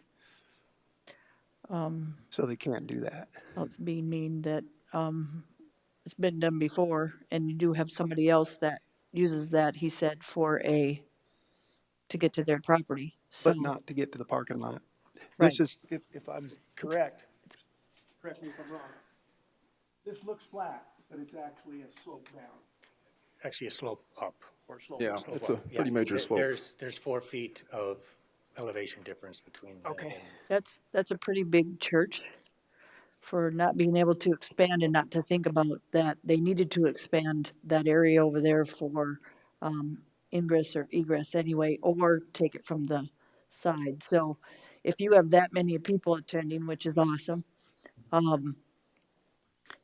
I think you're going to have to do something with your parking anyway for the future, either the parking behind it or the parking in front. Does that make sense? Because I don't think that's going to hold it, all your people for parking anyway. So I guess I'm looking at futuristically as well, guys, that you're going to be adding more traffic to this. You're not going to be decreasing. So I think N is good, and then the front one, and then I think in this point, like I said, they might be buying more property for expanding this church for a parking lot anyway. Madam Chair, Commissioner DeSantis. I think for this thing to work, without, we got to take in the two things. We got to look at financially feasible and physically possible and legally permissible. I would recommend the approach on Highway 44 closest to North Peak Road. That one there I don't have a problem with taking out, but I think the one coming off of North Peak Road with the dynamics of the parking on Sunday I don't think we'd want to. I try to locate it more to the north, but I think that approach needs to be there just based on the dynamics of what we already have today. Okay, we do have a motion. Do you have a substitute? Because the motion at this point is to take them both out. Madam Chair, Commissioner LaCroy. after listening to the discussion, I was the motion maker, but after listening to the discussion, one of the things that came out is if on the Norris Peak Road was labeled as an exit only, I could probably approve with that. And it was moved over 15 as far away from the corner as possible. I'd entertain something along those lines. So we do have a motion. Do we have as a substitute on item N? No, I can't. You can rescind your motion. I'll rescind my motion. Make a new motion. So I'll make the motion that we, the exit or approach off of Highway 44, closest to North Peak, be taken out, and the approach off of North Peak, just to the north of Highway 44. I think the intent was to move that to the north just as far as they can and use that for Ron, exit only. Exit only. Okay, this is a motion, so there's three approaches. So we have item FN that you agree with, existing approach N you agree with, existing S you want to take it out on 44 and leave it on Norris Peak Road. Is that your motion, sir? Correct. Madam Chair, I just want to clarify, the county has no jurisdiction on Highway 44. We're only talking about the approaches on Norris Peak. Okay, thank you. Was that your motion? I believe that was a motion. Okay, is there a second? I'll second. Okay, motion by Ross Connect, second by Drews. I'm going to disagree on this motion only because I believe that the church can get in on 44. I think because of with how fast you're going, the expansion of this church feasibly, we talked about the feasibility of this, the legality. I think we've set ourselves up for some issues here. 15 feet is not far enough. I still believe that they can go to the south of that church and do something, or expand, if this was my property, expand in the back for safety of their church members. So in this case, I'll be disagreeing with the motion today. Thank you. Any other discussion? All in favor, say aye. Aye. All opposed, no. Motion carries with 1 no. Thank you. Thank you. Item, let's see, 22, Black Hills Speedway water and sedimentation concerns. Thank you. PJ, are you going first on this to tell us some background information, sir? PJ Conover, Planning Department Director. If you'd like, I can. Usually the applicant goes first, but I can go. I believe the item before you today, from my understanding, is that the applicant is looking to change the drainage basin for the Black Hills Speedway to a location across the street. Back in 1983, this county obtained a perpetual public drainage easement over and across the hereinafter described property, which is the Black Hills Speedway. There is considerable amount of history for this property. The city of Rapid City has most of it, probably almost 1,000 pages worth of history, maps and documents and things like that. We had tried to get a copy of that, but they're really busy with some large subdivisions going on. So they said it would take about 2 weeks for us to get the total of everything. Knowing what the applicant's request is, from what I understand, is that what they, like I said, what they want to do is change the current drainage basin that the county has that was secured back in 1983 to a different location so that the racetrack does not flood. When it floods, they cannot conduct a business. When it does flood, it is doing exactly what it was supposed to do as a drainage basin. From my understanding and talking with the applicants, they are looking to front some of the money for this to happen, but are also requesting a county, city, and the state chip in money to do some studies and to also move the drainage across the street on some property that they may get an easement for. Staff's main concern with all this has gone back at least 4 to 5 years in requesting from Davis Engineering a drainage study of the entire property. Most historically documented in 2015 with a construction permit that the applicants have to obtain due to multiple complaints from citizens down across the street because the property was flooding because the landowners were doing work on their property. So a construction permit was required. At that time, the Planning Commission and the State's Attorney's Office, including with County Highway Department and the City Public Works Department, all agreed that a drainage study of the property was required. It was also put in as a condition of approval, which was approved by the Planning Commission in 2015. It was condition 8. That drainage study still has yet to be delivered to the Planning Department, despite being requested many times over the last 5 years, and also included in other construction permits that that condition has been ignored. On February 22nd, 2019, the Planning Department hosted a meeting for the applicants, the engineer, also representatives from the City of Rapid City and the county and the State's Attorney's Office to hear what the applicants and landowners had to say about the property and what they were proposing. It started off with some concern from the engineer that this was not a drainage basin, but that was quickly turned around from city staff and assuring him that it is a drainage basin and we have the recorded documents to show that. So when it does flood, it does do what it's supposed to do. At the end of that 1 hour meeting, the engineer and from Davis Engineering and the landowners agreed to do a drainage study of the entire property. Mr. Kirchhoff saying if that's what we need to do, then that's what we'll do. Since then, we have not received that study of the entire property. We have received studies of a portion on the south end of the property of a construction permit that they are proposing, but they haven't said anything other than that they would like the city, the county, and the state to chip in some money to move everything across the street. It is difficult to move forward with anything on this property without knowing what the existing conditions are with that drainage study and what the historic flows have been. One thing to keep in mind as commissioners is that there has been a case started in 2010 and most recently decided in December of 2017 by the Supreme Court of South Dakota, where natural drainage basins and engineered basins were changed by the city of Sioux Falls and the county of Minnehaha. Due to that change, it adversely affected properties downstream. Those citizens sued the county and the city, won, and received damages because of the increased flooding downstream due to the work that was conducted.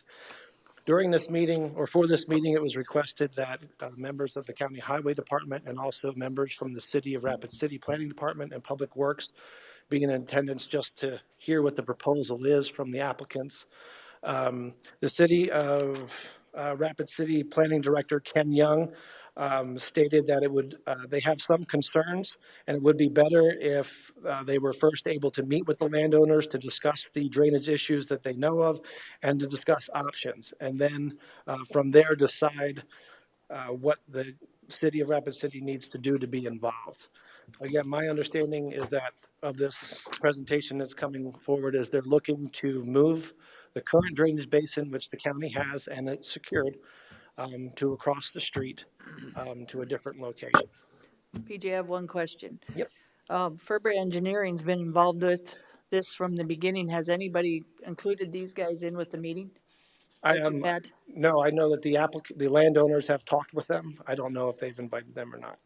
Okay, I think that at this point, it'd be nice to hear from them as well. So I don't have a memo or anything, but maybe Mr. Davis has something Sure. we can share with them. Yep, no Thank problem. you, PJ. You're welcome. And then the applicant, please. Thank you. Your name, sir? My name's Ed Kirchhoff. Thanks for seeing me. PJ did a really good job. He covered everything pretty good. I got to admit. The first part of this conversation is true. We've done a lot of research since the last 3 years trying to find out how this got obtained, who paid for it, just normal things that you'd want to know due to what's happening out here. What started off is 4 years ago, I come over, there's a box culvert underneath Highway 44, which I don't know how to get anything anywhere here, but no, this is the results. There's a box culvert. There's 2 box culverts that go underneath Highway 44. There's no pictures of them here, I'm afraid. Unless we look in the map, I can pull it up and show you. Do you guys know where the box culverts go under Highway 44? Are you all aware where they are? Yeah. I looked at that probably 4 years ago, and the box culverts are probably, I think, 8 foot tall, possibly, maybe 7, something like that. There's 2 of them side by side. I called DOT and asked them to come look at it with me because it was totally filled up except for that much. And it was just filled up. And of course, their response was, well, that's your dirt. What do you want us to do? Well, we talked out and they were kind enough to remove all the dirt for us. They cleaned it out. They fixed the highway out front next to along the edge there. Does this thing work here by chance or no? Probably. Anyway, next to Highway 4, they did the drainage there. Can I make this mouse work here? Or does it not work that? Just tell them what you need to do, I sir. just need to come down right where the arrow is, right there, right where it is, up and down, right. Oh no, there's a pipe right there. Right there's the pipe that comes out of the deal. Okay, so the DOT went ahead and they cleaned it all out. They did the culvert. So we went ahead and put you guys okayed for us to put an 18-inch pipe up to our 12-inch pipe that comes out. We did not increase the flow whatsoever, but it comes out right there and from the center of the track. So we went ahead and we put that pipe in there, and immediately, the first rainstorm, I had visitors next door. Immediately. It was like right away. I guess we're flooding out people down below, down by Jolly Lane. I'm not sure who the people were. I didn't get names or anything, but I think PJ probably has their names because I think they've talked to them also. So now we got a problem. We found the pipe was collapsed coming out of the speedway right at the edge there where we did the 18-inch to the 12-inch. It was collapsed shut. It was about an inch big to 2 inches is all it was. So all the water that you see in these pictures earlier on would stay there for weeks at a time. So I put the pipe in. That took care of that. It drains right out now. So we got that problem kind of fixed. I mean, at least, but now we made a problem downstream. With that being said, the sedimentation that comes out of there, which if we can go to some of my pictures I took. Last year I decided it rained so much I thought these are going to be hard. Okay, right, that picture right there, that pile of dirt right there and down the drain, that fills up with sedimentation. The fish come out, the sticks, everything shoots out of a 5-foot pipe at the end of the speedway. So I decided to start making a pile to show you guys kind of what I'm faced with weekly to keep that end of the speedway cleared out. That's what fills up. That's just from last year, and there's still more there. I didn't get it all out, but what normally they would do, they'd go ahead and just dig it out and throw it in the infill, throw it in the track, whatever they had to do with it. So I guess my thing here is it seems like we're things have changed upstream. That's what these guys are here for. We did have a meeting like PJ said. Everybody in the room agreed there's an issue. There's there's a lot of water happening. You can see it floods it out. That's the sedimentation that happens. To me, it doesn't seem like maybe I should have to bear all the cost of all this coming down there. But like I told them at the meeting, I'm willing to spend. I'll spend money if I have to, what I can afford to help fix this problem. I mean, it's not doing me any good when we have a show come in, World of Outlaw show. It costs, you got to put money down. It's a large sum of money. So you put it down, it rains out, and then the picture you saw later, the flood. This is what you have right there. So now what do? We can't. Our retainer's gone. We're gone. I'm sure you guys, if you don't know, we have American Flat Track through, it's on NBC now. That's huge. I think it's good for the city. That be on national television. But when you have these kind of issues at a time on the business end, it makes it tough. We've helped it immensely by having the drainage there, but I'm trying to look for a direction from you guys. Can you help me? Can you, I don't think it's all my fault. I know we own the Speedway and we're the end of it. I'm not saying it's not. And I know there was an agreement made. We tried to find out the funding that was taking place. We spent a lot of time down there and we can't seem to find out all the particulars. It sounds like $1 was paid, and Ron's my engineer. We did talk to Ferber. Is that how you say it, Ferber? Mm-hmm. My son went to college with the one guy's daughter, so we went and had a meeting with him 2 months ago over another issue we're working on. But he will talk to you guys at some point if you need, or a letter. But there's a problem. They started the project in 1999, I think is when it is, and these guys will tell you this stuff. They started the project. They put a large pipe in the pond that we own. We own the property next door also. So all the drainage comes down through, shoots in that 5-inch pipe. Yeah, right there. Okay, right where the pond is, there's a large pipe right there, right where that arrow is. There's a pipe right there. Now the pond is filled up with sedimentation, so it can't hold very much anymore. Through all the years, it's just filling up. But of course, all the water shoots out of there, the fish, the sticks, the mud, everything comes out down below and just fills the bottom side in. Okay.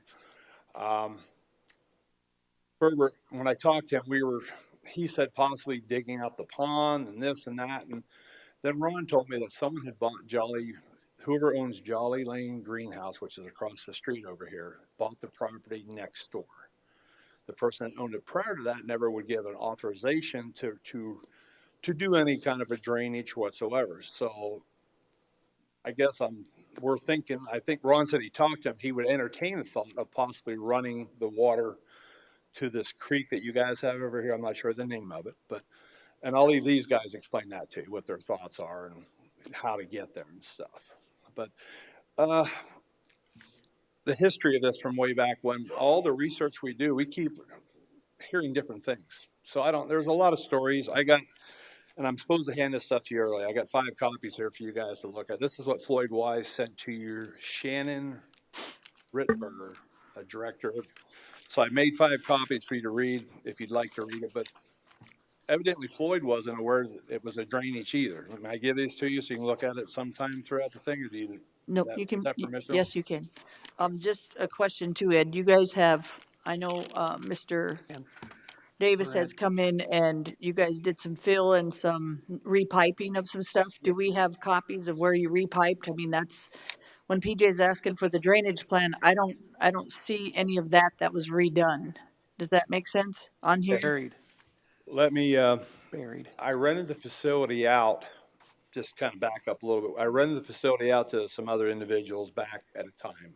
Yes, sir. I live in Gillette, I'm not here, but there was piles of dirt and stuff, which PJ they had issues. So we flattened that out and stuff. We got permission to do it from you guys. But you redid some drainage too, right? We did the drain, which you guys okayed. We came here and got a permit from you to put a drain in to finish out, if that's what you're asking about. Okay. Okay, so we put one drain in, one 18-inch pipe. That's all we did as far as a drainage goes. So you have the plans that all the drainage you have changed or done since the beginning of actually the plan is 1996, all the changes and stuff that you have done, because you already know with fill and repiping and different things like that, it changes drainage, it changes where the water goes. And I'm there every weekend, and I've been there since 1986. So I know a little bit about that, and I know what you're after. You're saying elevations changed, did we affect this and that? Well, do you see what Ferber has? Do you have anything like that? I've never seen that drilling till just last week it showed up. I've never seen it. Okay, and you Never. guys don't have anything like this? Nothing that we just found that. We No, that, just, that you guys have made, that you have changed, like, they have elevations, they have different stuff on here, I guess that's what, I would like to know how you changed it and how you've affected the already existing drainage. Gotcha. Because most of the time, that's a huge factor on adding to the issues that are already, and I know what you're saying, and you'll get that information as time. I'll let the engineers take care of that with you, but okay, I'm asking Me Sir personally? directly, why that never happened? Why we don't have any of those drawings, why we don't have those plans in our packet with this today? And for me to understand personally, this is personally, yeah, why yeah. we don't have any of this Okay. from you guys. I'll turn that over to Ron Okay. Davis when that question comes, okay? Thank you, But Mr. Kershaw. I'm going to tell you guys that everything's been done since 2010 that I've been there. Yep. Has not affected, nothing's been affected as far as what you want to know. You're looking for distortions or whatever. The water still comes and leaves exactly like it did when I moved there, except now it leaves like it's supposed to. Okay. None of the dirt work that was done there per se was up in a hillside, which is out of the easement section. It has nothing to do with the easement itself. Okay? But affects the drainage. It will not affect the drainage. It will not affect the drainage because it's up on a hill, which this is no part of it. But you'll get we will supply you, I guess Ron will, Okay. some point here, but not today, I guess. I guess we don't have that, but I know what you're after. That's huge for understanding for me or anybody that Totally. is because how you affected or how you've changed the speedway since you've been there with piping and regrading and different things like that, it makes it huge for what happens for the future and what load it adds to the load that's already there, how that water runs. It's a huge effect. Yeah, in my layman's mind, I understand what you're after, but I do know that the dirt that we put there has no effect on what this. I mean, when you get it, it's not going to change much. But I get it. You want it. You'll get it. Okay. I'll Any make other sure you get it. questions? Madam, For go ahead, Ed? Ron. Madam Chair, Commissioner Ross Connect. common sense tells me that whether the speedway is there or not, we get a rain event, that water's got to go somewhere. So my question is, it must be, there's got to be a drainage. If I'm looking at this, it looks like the Hawthorne ditch. Is that where everything drains in? Then the Hawthorne ditch, which is an irrigation ditch that goes That is back correct. 100 years? Well, I don't know what you guys call it there, but it goes by Jolly I think it's Lane. called the Hawthorne ditch. That's it. So That's that's where it where, goes. That's where it that's goes. where we want to get the water too. Is that correct? No, I don't think they want to put it there. They want to get it to the creek. Murphy Creek is where Okay. they'd like to get it to, is what I heard. That's where I'm trying to figure out where this water will eventually go. So what we have to figure out is how we're going to get it from the racetrack to where we want it to go. Right. And that's going to be the Murphy ditch. The Murphy ditch. Okay. Right? Well, when I talk to PJ, I mean, everything has to start someplace. Right. And this has been going on for a long time here. I talked to Kathy Johnson when we were in front of the plant. Just a point of clarification, we don't want it to go to the Murphy ditch. We want it to go to Rapid Creek. Rapid Creek. Oh, I just wanted to know where it's going to go. Thank you. Thank you. I guess I don't know my creeks from my whatever, but anyway, Kathy, we were at a planning meeting. Kathy Johnson was on there, and she understands that. She said there's problems upstream. I guess they own property up there, and so that was during the meeting. So I evidently there must be an issues going on up above. I don't think we're the end result, I guess. But I guess the sedimentation that fills this place up is kind of our concern, I guess. I mean, we need a plan. We need for you guys, I guess, to say, yeah, we're interested in helping you or turning it over. We'll get you the information you want as time goes here. In the present condition, water that is in that track area, that the only method that it has to get out of there is an 18-inch culvert? No, 12-inch pipes, all it can get out of, 12-inch. Yeah, that's not very big. No. Madam Chair. Commissioner. So I'm going to just lean in the direction of that the county should be helping, and I will tell you why. Because this problem doesn't start at the track. The problem starts way above the track. Big Sky neighborhood, up by Don's Valley Market. All of that runoff runs into a pond. Ponds, and those ponds are filling up with sediment, and they don't work right anymore. Right. And they're coming down. And so basically what's happening, just my opinion, and the engineers will tell more, but what's happening is Ed and the racetrack are getting the result of planning that wasn't done properly further up Elkvale Road and that area. And he's the one that it all just winds up there. And he's the one that's winding up having to deal with it. Commissioner, if you read, without trying to be rude, if you read how this plan works, and that's what I was trying to say, in order to say that it's an issue from upstream, guys, you have to understand the drainage, and I was on the city when this was all going on before. It does go to the pond, and they're telling you the sediment is the issue. I haven't seen that on their papers. Again, my bottom line is I'm with you on the solution for trying to find the water and where it needs to go and how we helped it. But the other thing, if I don't have a plan, or you guys don't have a plan to show the facts that they are saying, the fact is, it's been going into the pond for a long time. The fact is that that pipe goes through and goes through the racetrack. And if that was changed, or the elevation changes, or the drainage changes, it changes that whole look of what that system works. So that's why the city has got involved. That's why the county has got involved. And at this point, what PJ, if I'm correct, you're trying to say is to make a good solution for all of us. We need to know those plans, and that's why I keep asking. We need the plans where they have changed these things and re-altered this drainage plan. So if you've re-altered it, and you already know if you've ever done drainage, if you re-alter a creek or re-alter a drainage plan, it's gonna go somewhere else and cause more issues for other people. Lloyd? So my bottom line is, what have you done with this since then to prove that it's sediment? Mr. Davis, maybe he can come up, to prove that the sediment is the issue, that the upstream is the issue, because all planning has been trying to do, and I've been dealing with planning with this, Okay. is ask for those areas and a plan that has shown that. And Deb, we're gonna get that for you, I promise. Sir, Somehow you- we're gonna get it for, somehow I will get that for you as soon as I possibly can. Sir, can I ask you something? Yes. How long have we been dealing with this?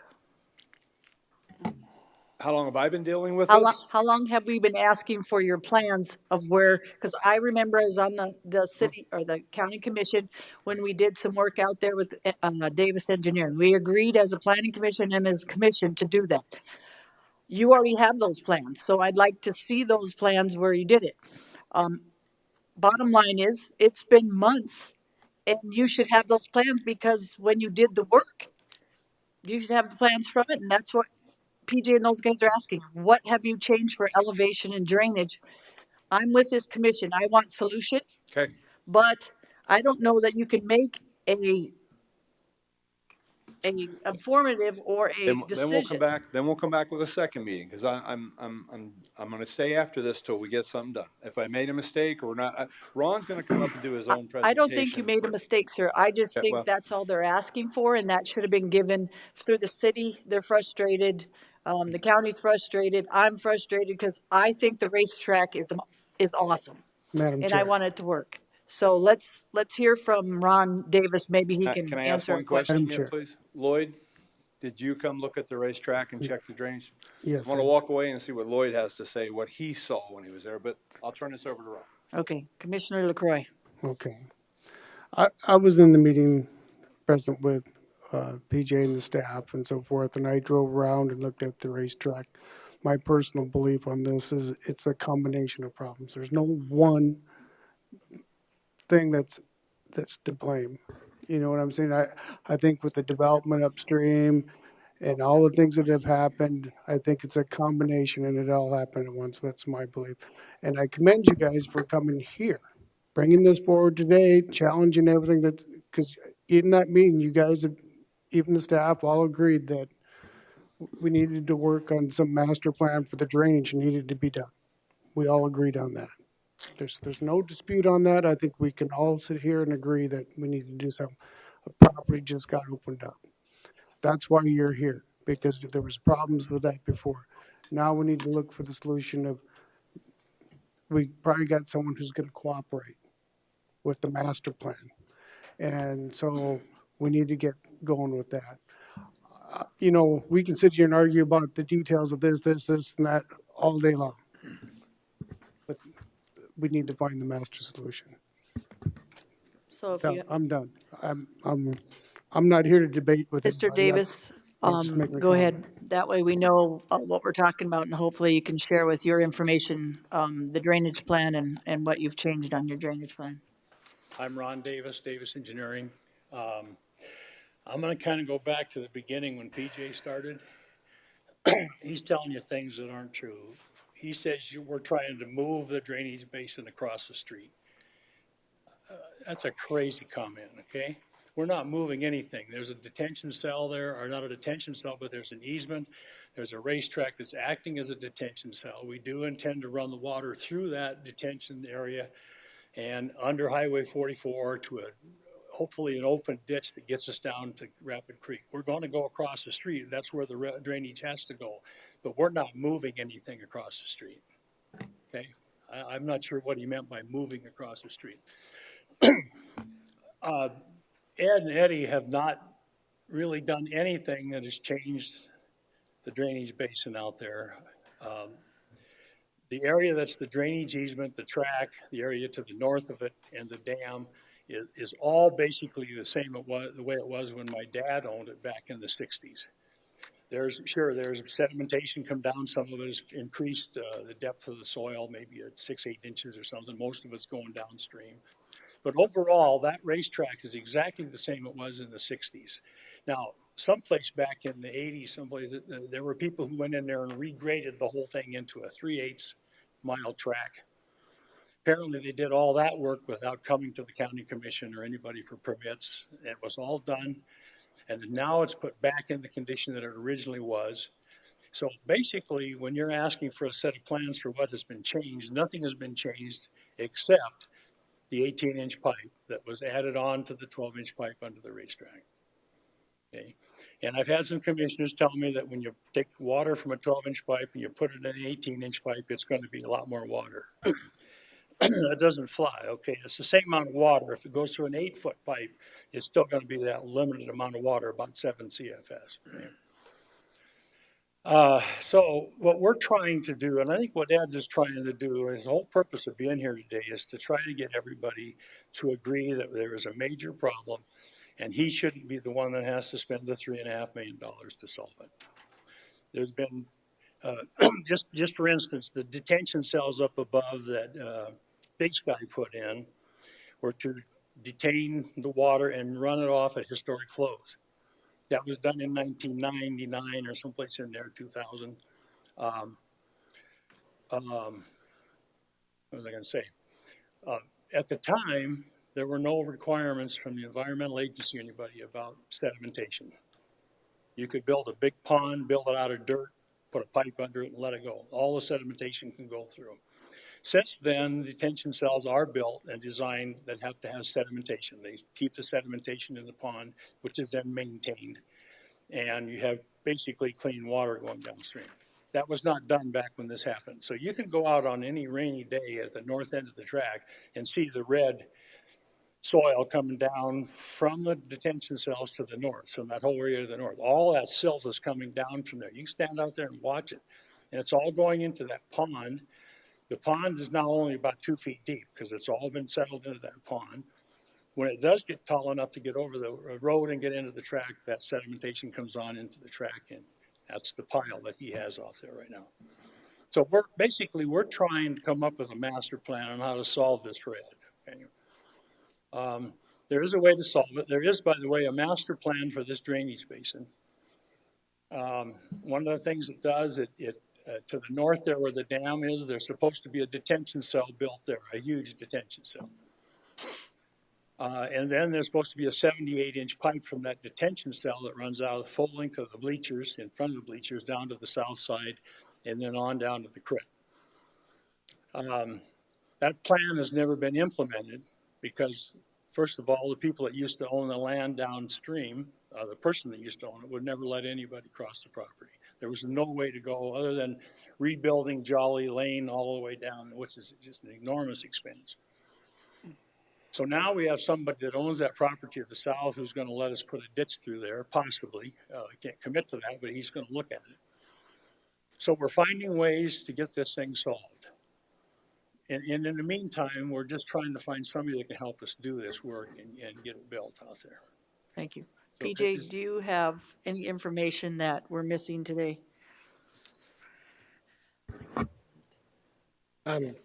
Commissioner, nothing that, there's a lot of information. There's hundreds and hundreds of documents. I would just like to clarify one item that Mr. Davis did speak about. During the meetings and discussions, even with Mr. Davis and the applicants, their goal is to move the water across the street so it does not pool up in the drainage basin so they can conduct business more often.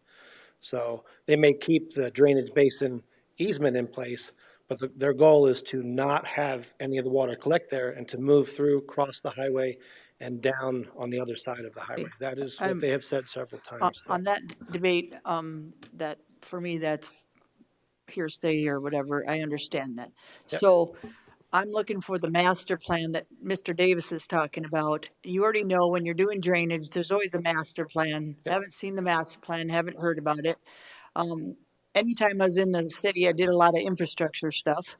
My bottom line is tell me what the drainage is coming in and what's the bottom line for this commission to fix this issue, or has it been changed so that that master plan has been altered Yep. because of the people that own it or before, and that solution moving forward would be what? Yeah, I don't think this commission alone can solve the problem. And that's why we got the city and everybody involved. And that's why the city does want to kind of do their own thing.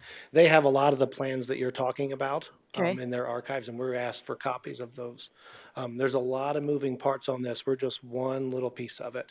Because all the drainage everybody is talking about, and I think you had covered it, it comes into the racetrack, which is county, just above the racetrack is county. Then it comes from the city. And from our understanding is the racetrack was designed and the retention ponds above that were designed because of the development, and that's why it fills up. So based on this, I remember when Mr. Davis came in and he had plans and he put some piping in and rerouted some drainage. He did put some backfill in, made the racetrack look a lot better. It looked nice. But is that part of the issue, or what is the bottom line for figuring out this master plan that we need to move forward as this commission? Because I think that's where we're trying to go. Yep. I don't know if we have millions of dollars to fix it and being the county's issue, but tell me the solution instead of the issues at this point. Yep. I think the main thing is to probably get everybody in that room together that has some sort of say in this, representatives from the county and the city. Because I don't think we're going to be able to come up with a master solution today. And even if we did, then we would be ignoring anything about the state and the city. So we would only have a partial solution. So we have Commissioner DeSanto. This is his district. Has he been involved in going to these meetings and maybe we could invite him to these? Yep, he was involved in the most recent. Correct. Okay. Yep. So we've only had, there was one large meeting and Mr. DeSanto was not there, but he was in the most recent one. So Mr. Kirchhoff, what is your bottom line for us to help you? I mean, where are you going of cash flow or what is your thoughts? May I say something a minute? Yes, yes, sir. Okay. There is a master plan done. I did the master plan years ago in the 80s, and Ferber made a few adjustments to it upstream when they did Big Sky and things like that. You guys have the master plan. We did it for the county. We were paid by the county to do the master plan for this basin. So the solution to this is to implement that master plan that we did. So what's your solution, Mr. Davis? And that's expensive. So the solution is either to do the master plan the way we did it, had it proposed, or make changes to the master plan to accomplish the same drainage problems and get that paid for by somebody. And you're telling me at this point, since we have no plans that from what you have changed or what you've done to the racetrack, that that won't impact anything that's already in existing. You haven't changed any of that master plan or any of that drainage on this That's to correct. affect anybody upstream or downstream. You have not done any of that. That's correct. Okay. Yep, there are no plans to show you because nothing has been done in the drainage easement area itself, in the basin. But other than the pipe that we put in there and basically, and there's some been minor grading, but that's not going to affect the flows through there, very minimally. Okay. We can even do the calculations or something if you Madam like. Chair. Ross Connect. Say, Ron, where's the, that detention dam, where's that water come from? Is that a man-made drainage going into the detention pond to the north of the racetrack? That's not a detention pond, that's a dam. Okay. Cal Swick owned that property and had horses out there years ago, and that he built that dam or graded it out, and it's just natural drainage that fills that dam. So when the track floods, it's water coming from that dam? Yes. And Well, then- that's from the north is where all the water comes down. Right. And it comes into that dam, and then if there's no way to convey it, it tops the road. Once it gets high enough, it tops that road going into that house, and then fills the north end of the track first, about where that arrow is. Right. Gets filled up, and then it goes over to the left where there's an entrance into the track where the cars and stuff go in. Once that gets high enough, all that water goes through that entrance and down into the track. So if I understand it, if there is a big enough culvert that could take that water when it overflowed into maybe a detention pond, that would have to run all the way underneath the track. Yes. Onto the highway, under the highway, and into Rapid Creek eventually. Yes. And that's what the master plan shows. So, Mr. Davis, basically what I'm listening to is the detention pond is the biggest issue for retaining that water and making that water flow through the pipe through the middle of Black Hill Speedway, because that's how it comes, right? Yeah. Goes from the detention. So either the detention, number one, should be cleaned out. You guys said the sediment in it. And maybe number two, expanded to work as a bigger detention pond in order to retain some of that water and let those CFS out of that detention pond in a certain amount of speed. Right. Correct? The master plan calls for that to be constructed as a detention cell. It isn't now, but that whole area where the water is designed to be a detention cell as part of the master plan. So maybe that's 900 and some CFS flows into that. 425 CFS comes out of it, which then would go through the 78-inch. So to me, that's probably, watching this or listening to this long enough, it seems like that's the issue, is the detention pond and how that water, and we already know that from up by Copperfield and those areas from those, we've had to redo those. The city has a little bit. In fact, when that came out, I told them they need to put a sleeve or something in there because that water's coming, that CFS, that speed of that water is coming out faster than the east side or Rapid Valley can retain. So I think that's kind of the same issue here, is this, we're filling up the detention pond, like you said, it had the sediment and stuff in there. Maybe there's something in that sense, because I think the system should work underneath there unless something's collapsed or broken, but coming out of the pond to the drainage ditch. So I don't know if I'm wrong or that could be bigger or more of a solution. I don't know what that cost is, but Madam anyway. Chair, can I make a motion? Commissioner Roskinek. I'll make a motion that we continue this until we've had a chance to review the master plan. Okay, thank you. It's been a motion by Roskinek. Is there a Second for second? discussion. Second by LaCroy. I got, Madam Chair, Commissioner LaCroy, please. I know this is a continuation motion, but I second it for discussion for the reason that I think to continue this, what we need is you need to have talks with the city and come up with a plan of how to bring the people together at a table. That's the reason why I seconded the motion, is I think you need to have discussions and then maybe come up with a plan to bring everybody to the table. And then discuss. That was Thank you, my Commissioner. intention. Commissioner LaCroy, I do like and enjoy learning about more infrastructure. I've dealt with this before, so if I could, I'd like to be in those meetings with PJ and the city and stuff from now on, also to learn this, because since I was from the city to the county, this has been an issue, and there needs to be some kind of solution at this point. This racetrack has been flooding. Those areas have had issues, and there's got to be a solution for the future besides just keep dealing with it every 5 to 10 years. So I'm with you, Commissioner LaCroy. Thank you. There is a solution for the future, and that is to implement the drainage plan that we designed, and that takes funding. Yes, sir. And we're looking for some funding to get this thing done. Years ago, Bob Connect, you probably all knew him, went to the legislature and got the issue passed that we would have drainage basins and they would be assessed. And that was passed and approved. They were assessed for years. The racetrack drainage basin fought that issue and ran a referendum vote and voted it down. So that now there's no funding in that basin. Other basins have funding. This one does not. So the question is, how do we get that funding to take care of the problem? And Ed, the Speedway shouldn't have to pay the whole fund to solve everybody's problem in that basin. So the question is to keep this issue up in front and keep it being discussed with the city, with you guys, with everybody, and get this thing resolved and find the source to solve the problem.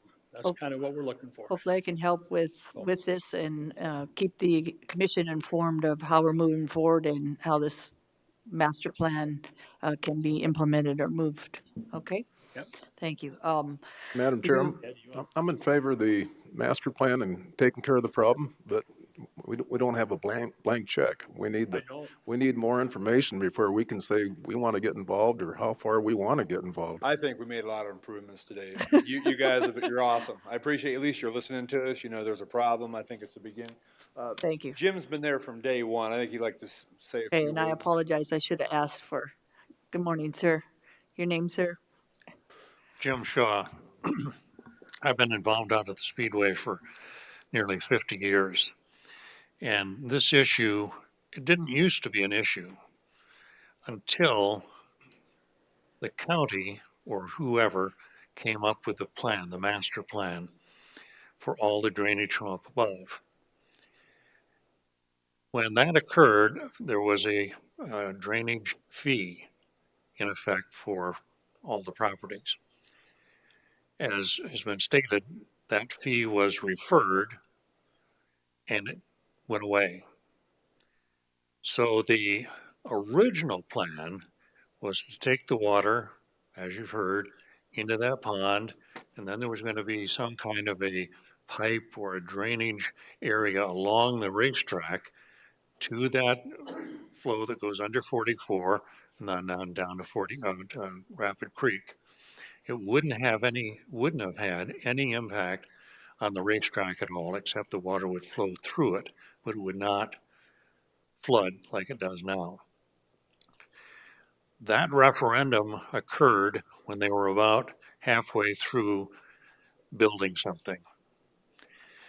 And so the bottom line is today, it is half done, even though it was a long time ago, and it either should be done, finished, or some other solution.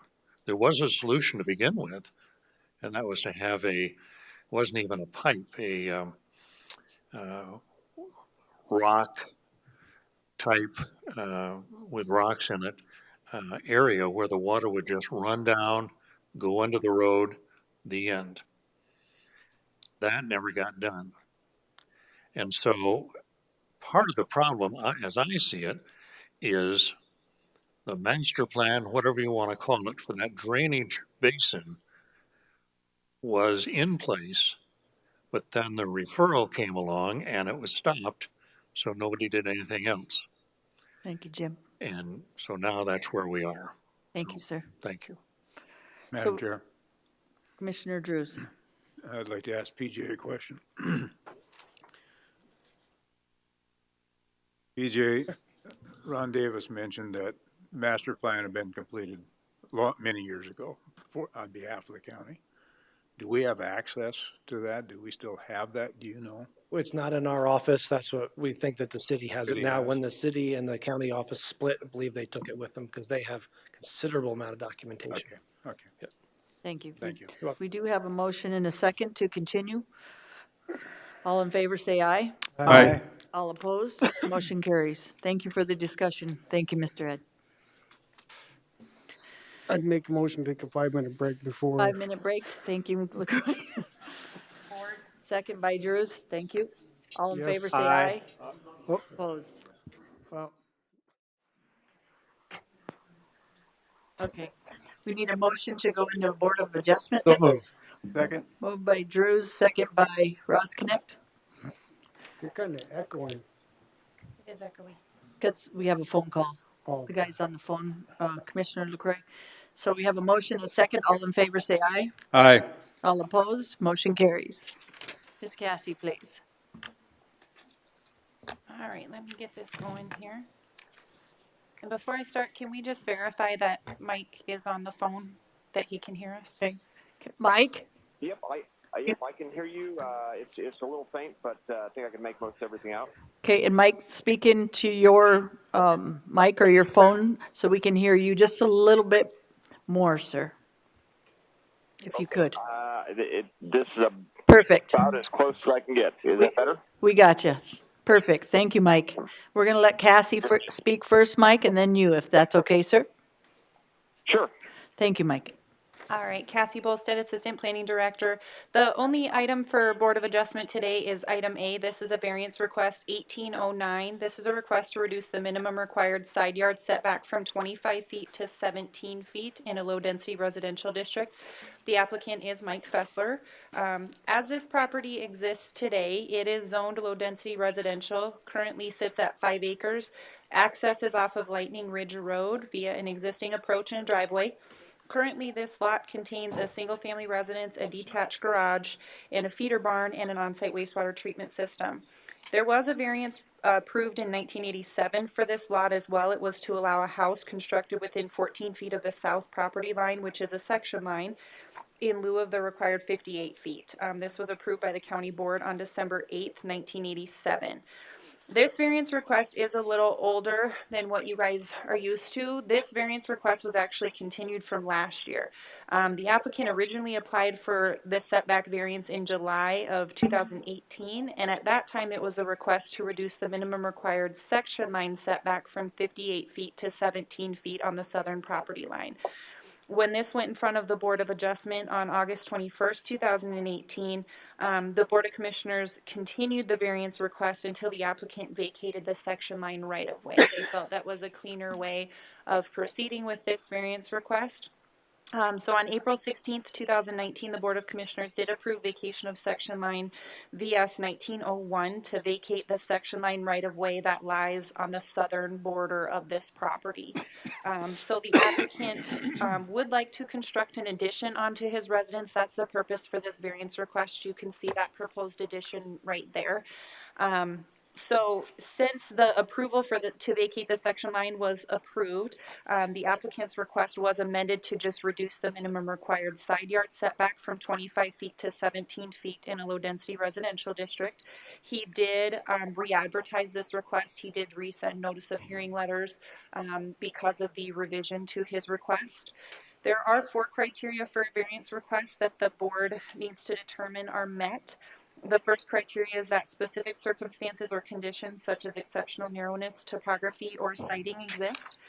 The existing single-family residence was originally constructed in 1984. A setback variance was approved in 1987 to allow the existing structure to encroach into the section line setback. The applicant has indicated that adding the proposed addition in any other available location is significantly more costly and doesn't meet the intent of the addition. The second criteria is that the variance does not grant a use which is otherwise excluded from that particular district. This setback variance would not do that. House additions are allowed in a low-density residential district. The third criteria is that due to specific circumstance or existing conditions, strict application of the zoning ordinance would be an unwarranted hardship. Strict application of the zoning ordinance would require the applicant to meet or exceed a 25-foot setback from all of the property lines in low density. This would require him to either reconfigure the proposed addition to the existing residence or may prevent him from being able to make the proposed addition based on his comment that anywhere else is more costly and doesn't meet the intent of what he wants to do. And the last criteria is that granting of the variance is not contrary to the public interest and is in harmony with the general purposes and intent of the zoning ordinance. Granting this variance would allow for a reduced setback in a low-density residential district, which is not in harmony with the general purpose and intent of the zoning ordinance. However, as of this staff report writing, staff has not received any comments or concerns from any of the neighboring property owners either time that the notice of hearing letters was sent out for this request. So if the Board of Adjustment chooses to approve variance 1809, staff recommends 2 conditions be included. Thank you. Do we have a motion or discussion? I'll make a motion to approve. Motion by Ross Connect. Is there a second? Second. Second by Drews. Any discussion?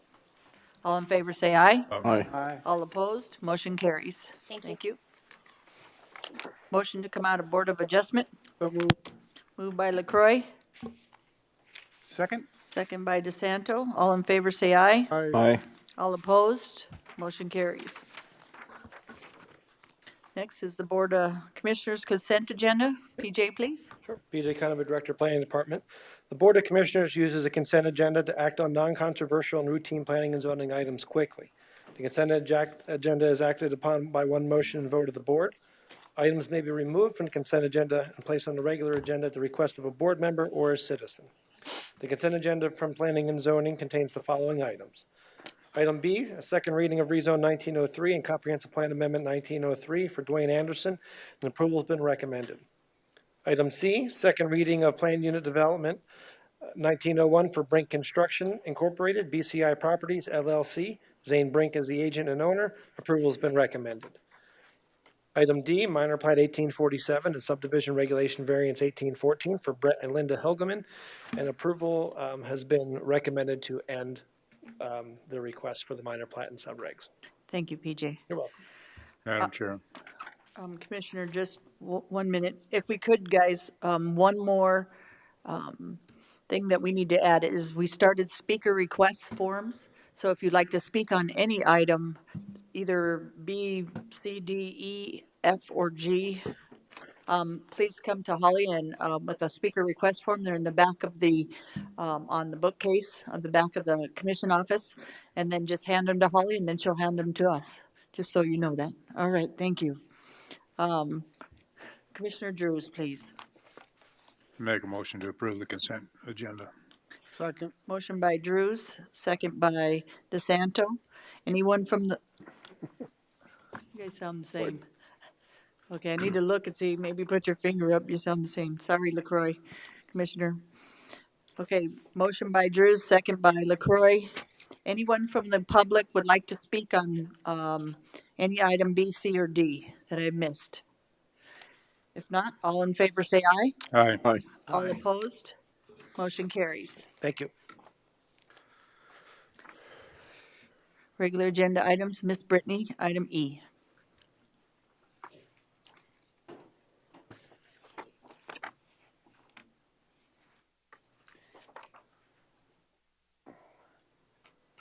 Good morning, Commissioners. Brittany Molitor, Environmental Planning Supervisor. Item E is layout plat LPL 1907 to reconfigure lot lines to create Lot 1 and 2 of Hensley Place. As the properties stand today, they are currently 3 lots, 0.76 acres, 1.74 acres, and 0.48 acres. One of the subject properties does have a single-family residence on it. The other 2 has some accessory structures and other material on the property. As they are proposing, they want Lot 1 of Hensley Place, which is zoned currently limited agriculture district, and it consists of 1.49 acres. The access of this lot is off of Reno Gulch Road, and this is the lot that does contain the single-family residence. Lot 2 of Hensley Place is zoned general agriculture district and consists of 1.49 acres, and it does have access off an existing approach on Reno Gulch Road across Lot 1.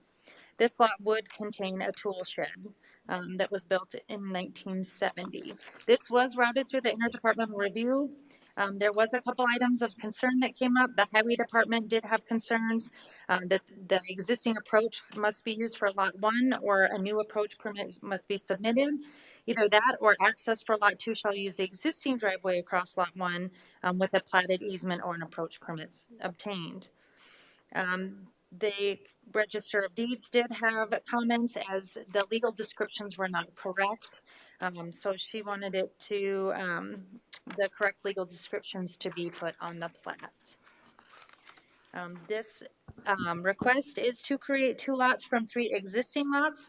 the proposed lots will require a rezone or lot size variance at a future date. Proposed Lot 2 of Hensley Place will require a conditional use permit for the accessory structure. And the proposed layout plat will decrease density. And in addition, the proposed layout plat will also correct dual zoning on 2 of the existing lots. However, when staff did do a site visit, it appears there are some ordinance 106 violations on the subject property.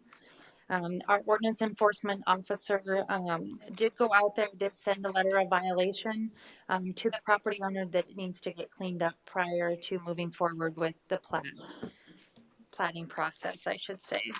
Staff is recommending approval of this layout plat as it is just an informal review. They will have to bring the property into compliance with Ordinance 106 prior to moving forward with the planning process. But staff is recommending approval of layout plat LPL 1905 with 15 conditions. Thank you, Ms. Brittany. Any discussion or motion? Madam Chair. Commissioner LaCroy. Thank you, Brittany, for pointing that out, because that was one of my biggest concerns was the ordinance violations. And that you've got stipulations 5 and 6 dealing with those. I think it is the applicant did or work with the thing. I won't read them, but you got them in stipulations. Thank you, Madam Commissioner Chair. LaCroy. Commissioner Roskinet. I visited with Agent Ron Inskeep and taken 3 lots and turning them into 2, lower the density, and this is an opportunity for the county to get this thing cleaned up because it's a nice piece of property in a nice neighborhood. So I think I'm in support of it. Okay, do we have a motion, please? Move for approval. Moved by LaCroy, Second? second by DeSanto. All in favor, say aye. Aye. All opposed, motion carries. Item F, please. You.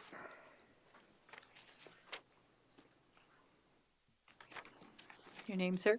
Morning, Commissioners. I'm Jason Thennison, Planning Department. Good morning, Jason. Thank you. Almost afternoon, huh?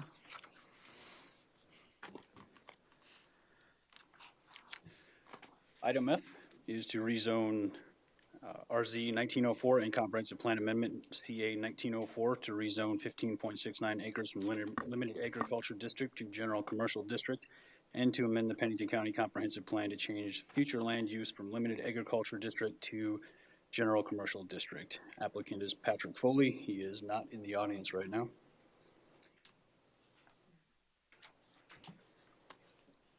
The applicant, Patrick Foley, has submitted a request to rezone 2 properties totaling 15.69 acres from Limited Agriculture District to Commercial District, General Commercial District. The applicant is also requesting to amend the Pennington County Comprehensive Plan to change future land use on both properties from Limited Agriculture District to General Commercial District. The purpose of the rezone is to allow platting within the 3-mile platting jurisdiction of the city of Rapid City and for sale of the property. Existing conditions, we have 2 properties. The tax ID 52107 is 10 acres, currently contains a single-family residence.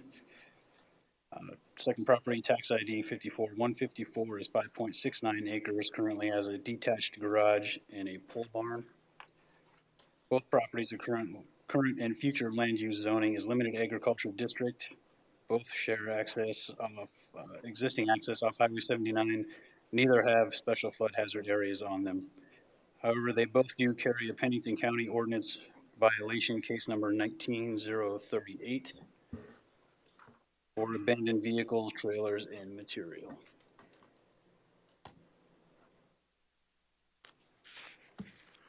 Part of it. Current and future zoning within 1 mile of the properties are low density, residential, planned unit development, heavy industrial, limited agriculture, and general commercial districts. Therefore, the applicant's request appears to be in harmony with the county's future land use designations in the area.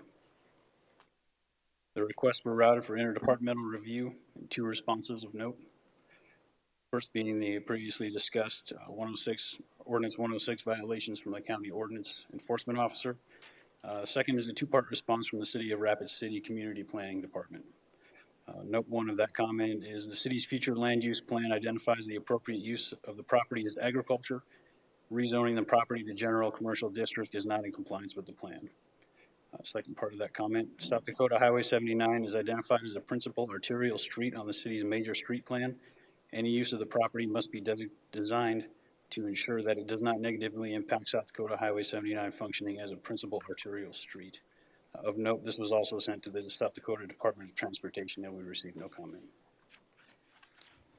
In conclusion, there are several general commercial and heavy industrial districts within 1 mile of the subject properties, so the applicant's request appears for the rezone appears to be in harmony with the current and future land use zoning. However, Mr. Foley has ordinance 106 violations for abandoned vehicles, semi-trailers, and various other items affecting both properties. Staff has spoken with Mr. Foley and has indicated that he is selling the subject properties and has a plan in place for the new buyers to remove these items. Mr. Foley is asking for your consideration as the violations will not be resolved prior to him selling the property. Staff brought this to the Planning Commission without a recommendation to the Commission Staff brought this to the Planning Commission without a recommendation, and the Commission recommended approval of rezone 1904 and Comprehensive Plan Amendment 1904. Thank you, Jason. Any questions, discussion, motion? Madam Chair, Commissioner Roskinek? we met with Mr. Foley at the Planning Commission, and he said, he's getting up there in age, and so he said this is an opportunity because he's got a chance to sell the property, and the buyer has the capability of removing those vehicles, which are an eyesore. And so I see it as a missed opportunity if we don't go ahead and proceed with this. Evidently, as I said, the buyer has the machinery and the equipment to do that. There's nothing in writing that could happen, but the Planning Commission felt compelled to go with Mr. Foley's desire, so we voted unanimously to go ahead and do the rezone. Madam Chair. Thank you. Commissioner LaCroix? Thanks for that input, Ron, because I wasn't in support of this until the violations were fixed. But if that sounds like it's reasonable that the buyer would part of the deal. So I appreciate that input from the Planning Commission. Do we have a motion? Madam Chair, Commissioner Drews? I'd make a motion that we approve the rezone and also with the comprehensive plan amendment. Do we have a second? Second. Second by LaCroix, motion by Drews. Anyone from the audience who would like to speak on item F that we missed? Ms. Brittany? No, okay. All in favor say aye. Aye. Aye. All opposed, motion carries. Item G, please.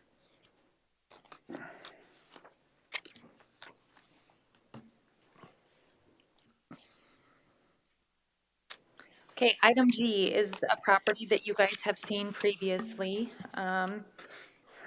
The request is to rezone 19.419 acres from General Agriculture District to Highway Service District for proposed Lot 1 and Lot 2.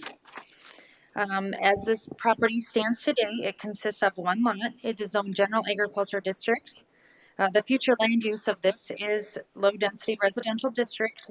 It consists of approximately 21 acres. It is currently vacant of any structures with the exception of 6 single-face billboards. The size, distance, and setbacks are considered legal non-conforming for the existing billboards. There was a layout plat that was previously approved and a minor plat that was approved for for this property. There was Lot 1 of Borglum subdivision, which would consist of 19.41 acres, or 419 acres in its zone general agriculture district. It does not meet the minimum lot size requirement for general agriculture district, so lot size variance or rezone would have been required. The applicant did bring a lot size variance in front of the Board of Commissioners that was ultimately denied. Access off of this lot is off of Pine Haven Road, and there is also a access off of Highway 16.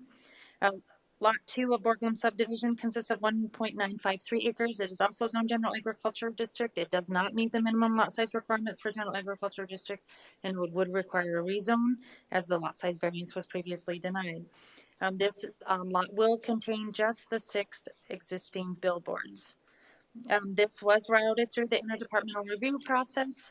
There was one item of concern that came back. The South Dakota Department of Transportation did comment that the landowner must complete an access permit, and the South Dakota Department of Highway will respond within 30 days of receiving this information. In addition to the completed permit, DOT would request a site layout, typical size of vehicles entering and exiting site, anticipated traffic volumes, anticipated peak hour turning movement, truck turning movement, and site access enhancements. And then the final requirements of the permit would be determined once the information from the DOT is obtained. The current and zoning within 1 mile of the subject property is low density residential district, general commercial district. There is highway service district in the Rockerville area and on the other side of Highway 16. Also, a mile or two down Highway 16, there is highway service district on both sides of Highway 16. The future land use of this area,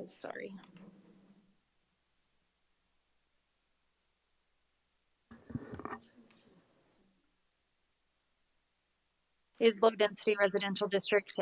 There is a significant portion of the property around there that is Forest Service lands. The applicant is requesting highway service district. Examples of permitted uses in a highway service district. This is not an exhaustive list, but it's just illustrated for the board to know. Our hotel, motels, eating and drinking establishments, service stations and gas stations, souvenir gift, jewelry, arts and craft shops, retail businesses, outdoor advertising and community signs, hence the for lot 2, auction house, model home, vacation home rental, etc. On December 4th, minor plat PL 1838 was approved by the Board of Commissioners for proposed lot 1 and 2 with 10 conditions. The lot size variance for these properties was denied, as I said before, on December 4th of 2018 by the Board of Commissioners. On March 5th, the rezoning comprehensive plan 1811 to rezone this property to general commercial was denied without prejudice, and there was a request to come back as highway service zoning. The motion carried 4-1. On April 8th, 2019, the Planning Commission continued the review of this at their April 22nd Planning Commission. There is highway service district zoning within the vicinity along Highway 16. And the applicant's agent has indicated that they will take access off of Highway 16 and work with the South Dakota Department of Transportation. Staff is recommending approval of rezone 1902 and comprehensive plan amendment CA 1902. Thank you, Ms. Brittany. Do we have the applicant? Would you like to speak first or after the public? Would you like to speak first? Okay, sir. Come on up.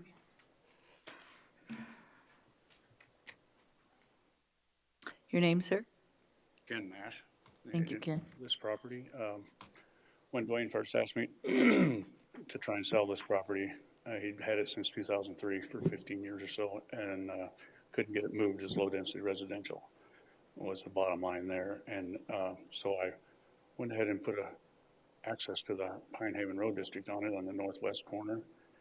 There is current access off of Highway 16, which I have a permit for from DOT. And then there's also an easement for the new property owner that's trying to purchase this. There's an easement in place across the hotel property in case that's required by DOT for another access. We don't know if it's going to be used or not, but and then the access or the zoning issue was about, there were some concerns that there wasn't highway service around, but there's highway service all along that Highway 16 corridor to Mount Rushmore. The majority of the land that isn't is national forest. It took me a day to sell it as commercial property if we can get it zoned highway service, where before I could not get it sold as low density residential. So do you have any questions for me? Any questions for Mr. Nash? Madam Chair. Commissioner Ross. So Ken, you're saying that the property's been available since 2003? I don't know when he put it on the market for sale, but he's owned it since 2003. I think when Dwayne originally purchased that property, his primary intent was to have the billboards. And then it's my opinion that he would have sold it I don't think he really cared one way or another if it was going to be low density or commercial. He just wanted to sell the property. And Correct. there again, it's my opinion that the market's the one that dictated the way this has ended up to this point. Yes. Yes, sir. Thank you. Thank you. No questions for Mr. Nash. First, we have Brian Johnson, please.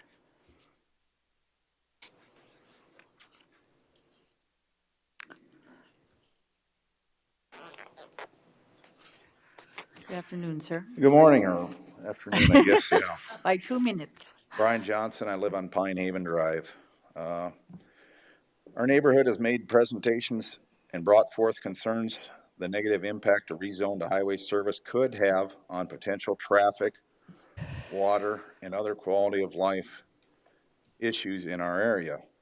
A presentation on the zoning in the surrounding area has also been made to illustrate that the areas surrounding Rockerville are not suited for commercial activity, but rather lend themselves to low-density residential homes based on geology and traffic. We think there are potential problems that could arise with the confusing on and off access points on Highway 16 in the Rockerville area, in addition to possible water contamination that could potentially expose the county to liability issues in the future if the rezone is approved.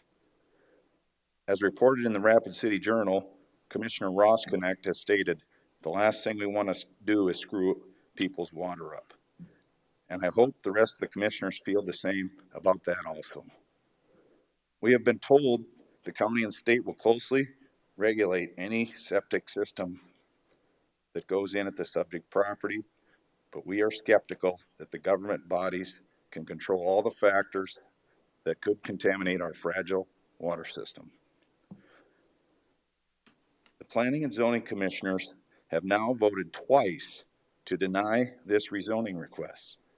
Some of the Planning and Zoning Commissioners members expressed concerns that the Planning Department is not following the county comprehensive plan and that it is not fair to the homeowners in the surrounding area who purchase their property based on the current use of the subject property, which is agriculture, and the future use identified in the comprehensive plan as low-density residential.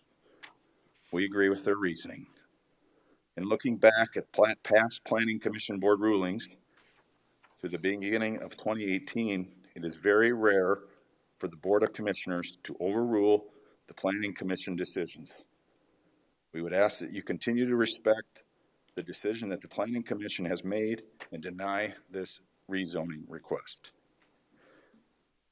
Finally, the potential buyer, Mr. Rob Popple, states in his letter to the board that he has owned 32 businesses in the Rapid City area and is a real estate broker. It is also my understanding that the seller, Dwayne Pankratz, is a real estate investor with over $6 million of tax-assessed property. In order to determine if there is a conflict of interest on voting for this rezone, I would like to ask each of you commissioners individually to disclose if you have received compensation in the past or expect to receive compensation in the future by performing services for Dwayne Pankratz or companies he has an interest in, or for Rob Popple or companies he has an interest in. Sir, at this time, we are voting on this issue, and if they have any conflict of interest on making any money off this, they need to tell you now. Other than that, that's what conflict of interest is. It isn't about if they will in the future or they have in the past. Because a lot of us have friends and people that we deal with, and we weren't on this commission then.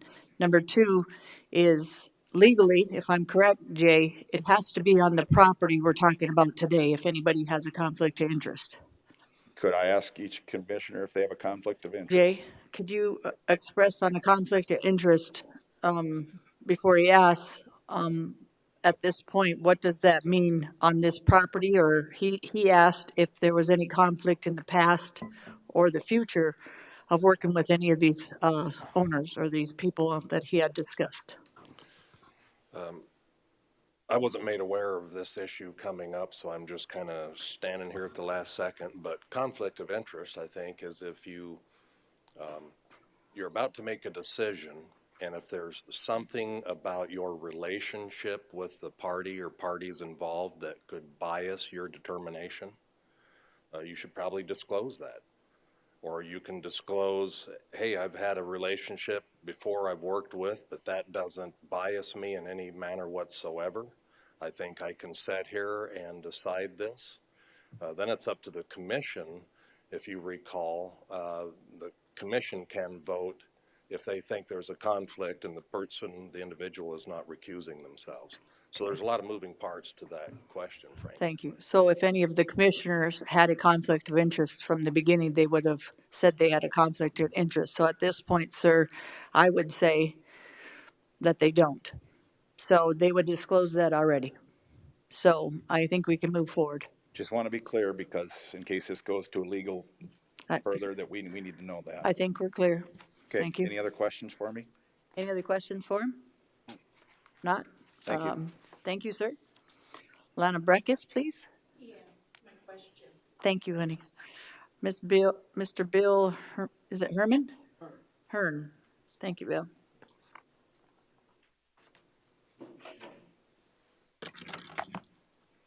Brittany's going to bail me out here. Thank you. Your places. I'm Bill Hearn. I'm one of the neighboring property owners in the neighborhood there. I want to address 4 quick issues here. 3 of them are real fast.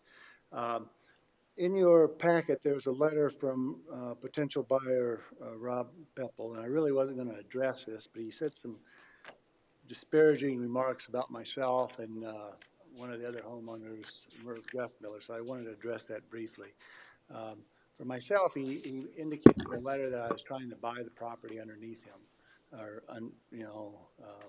property is under contract between him and the sellers. And that's absolutely not true. I testified in front of this committee at prior and said that we were working to develop a backup offer, which we were unsuccessful in doing. And then after I had sat down on that, one of the commissioners, I don't remember which one of you said something to the effect that, well, maybe the backup offer will be a better price and they'll take that rather than the one in place. And I reapproached the podium at that point and said, even if they wanted to take that offer, they could not do that because they're under contract now. So when he says that I'm trying to buy the property underneath him, I mean, on testimony of very specifically saying that that was not proper. The other thing that he mentioned was some issues about Merv Guthmiller. Merv is in Israel right now, so he can't testify. But what I'm going to say, he did testify in front of the Planning Commission. And Peppel basically disparaged him and said, well, he won't ever do a deal. Merv Guthmiller and Dwayne Pankratz are friends. They hunt together and stuff. And they had reached a verbal agreement and price point to buy the entire 21 acres. Merv was going to buy that. When Dwayne made up the purchase agreement and gave it to Merv, he had carved out the strip where the signs are and only wanted to sell the 19 acres and left the price the same. So the Merv felt that the less land and same price, so he declined that offer. So that's why that deal did not come to fruition. But he had called me. He was excited. He said, "Hey, I'm going to buy all this property," and says, "I'm excited to do that." So so it wasn't a fact that Merv wouldn't go forward with the deal. The terms of the deal changed. So I just wanted to address that a little bit.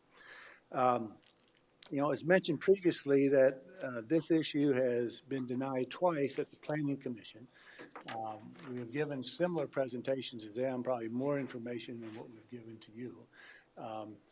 It would be helpful to know, like the first time y'all overrode their 5-0 decision and voted to move the issue forward, but I never heard anybody say what they felt that the Planning Commission did incorrectly or were deficient in, and I haven't heard that from the planning staff either. So it would be helpful to know, you know, why you choose to override that information.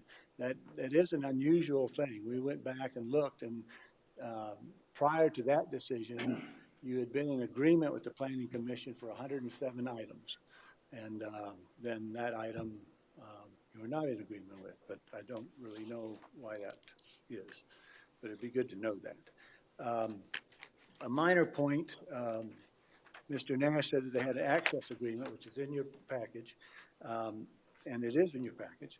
But this access agreement is a change of use, access from state DOT, from it only provides access to maintenance of the billboards that are along the road there. Okay, it isn't a general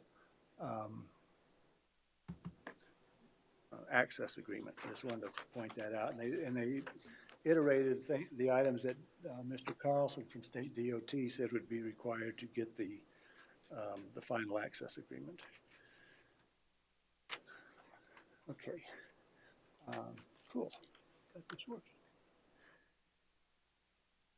What I want to do now,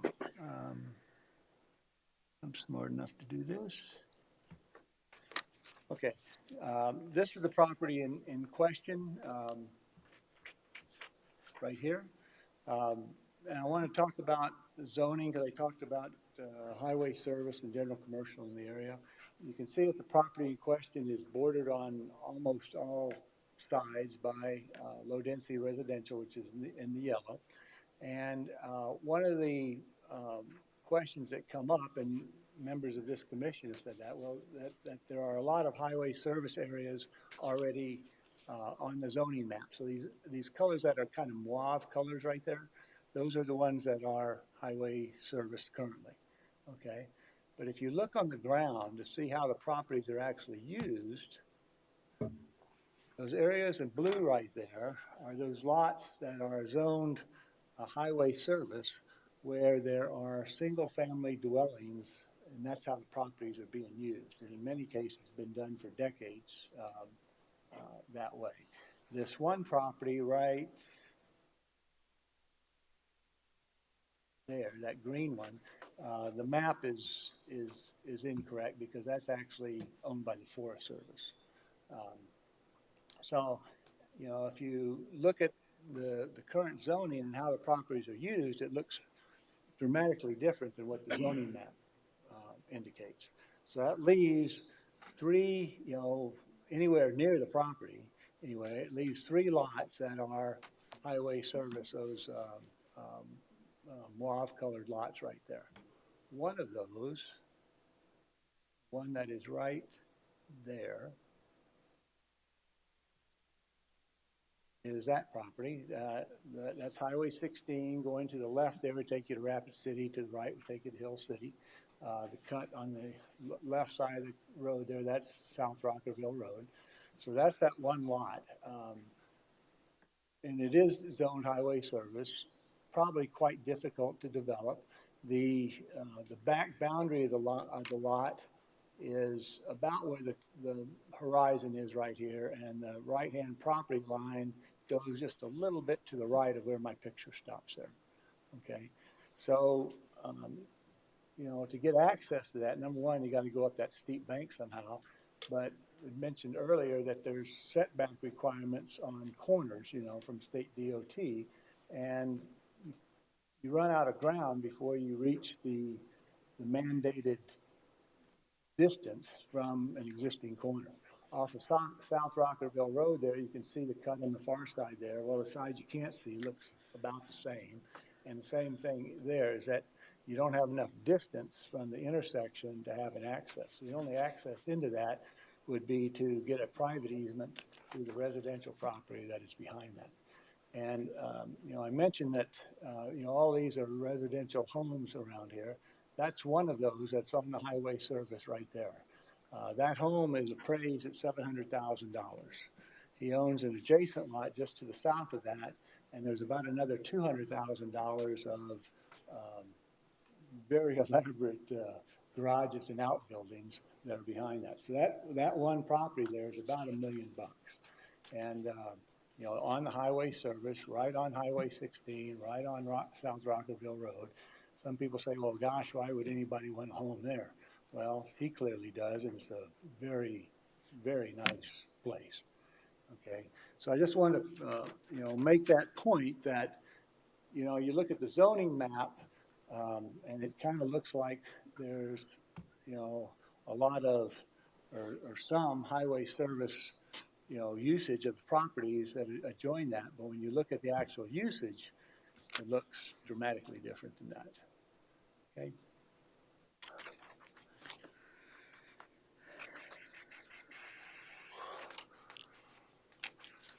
Okay.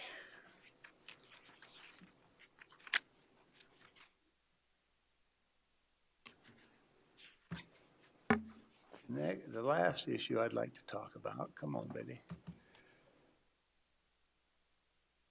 Okay. Is the geology of the area. I don't know if it's ordinance, statute, or whatever, section 207, it talks about low-density residential. To allow low-density residential areas by design or to establish low-density residential areas which may not be suitable for higher density development by reason of topography, geology, drainage, and similar problems. So there's three things that are pointed out very specifically: topography, geology, drainage. I haven't heard anybody talk about geology, and that's what I would like to do so you can understand that. When I looked through the staff analysis, I could not find the word geology anywhere in the analysis that they had done, but yet it's outlined very specifically in the ordinance that we hope that gets followed. You know, just like when you got the traffic study a few weeks ago, you know, there was three things that were very unusual about the traffic. It's just there's more traffic. It's different kinds of traffic. There's short sight lines, there's high speeds, and you're entering and exiting from the high speed lane on the left-hand side. Those are very unusual conditions, okay? Likewise, we have very unusual conditions in the geology here. So it isn't business as usual. That sign right there, I'm sure many of you have seen it. It is at the Stratobowl. And, you know, it highlights right there. This interpretive site is located near a significant geological boundary, and it's a pretty cool boundary, right? It's called the Great Nonconformity. But to the right here, and that sign at the Stratobowl is right there. The subject property, if we moved over, would be about right there, okay? Or a little bit more to the left, not too far. But on that slope to the right-hand side that you see coming down there, those are, let's see if I can make this a little bit bigger so you can see it better.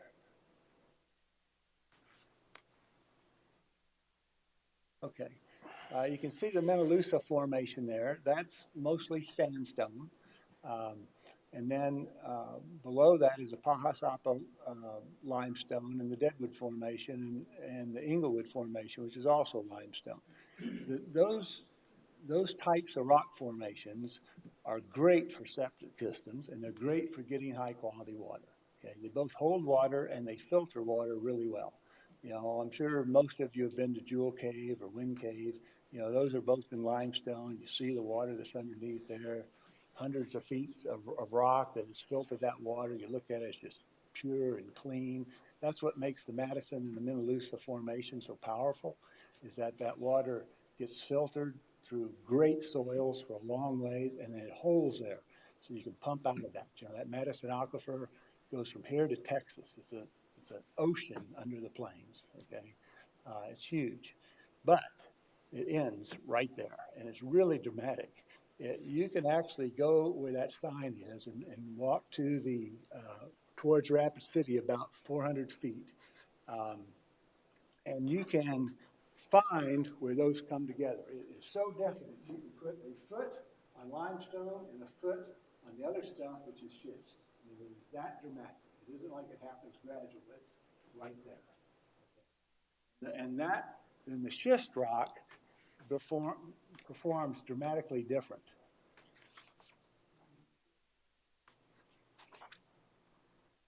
That's the rock face cut, just to the right of or just towards the Rapid City side of the strata bowl a little bit. And that's all that limestone. You can kind of see that gradual stratification to the lower right as it goes down. As water runs down that, it's very solid, it's very porous. The dark spots that you can see, the picture doesn't show it up really, but those are all little holes, okay, that where the limestone has, dissolved away. Under the ground, all of those would be complete, and they would most of them would hold water. That's why you get such a good well, because you drop down, you hit one of those spots, and there's, thing as big as this room with water in it. Okay, so you get really great water out of it. So, Mr. Hearn, we do not control, the DNR actually controls those wells and the water that you're talking about, right? That is Okay. that is correct. Thank you.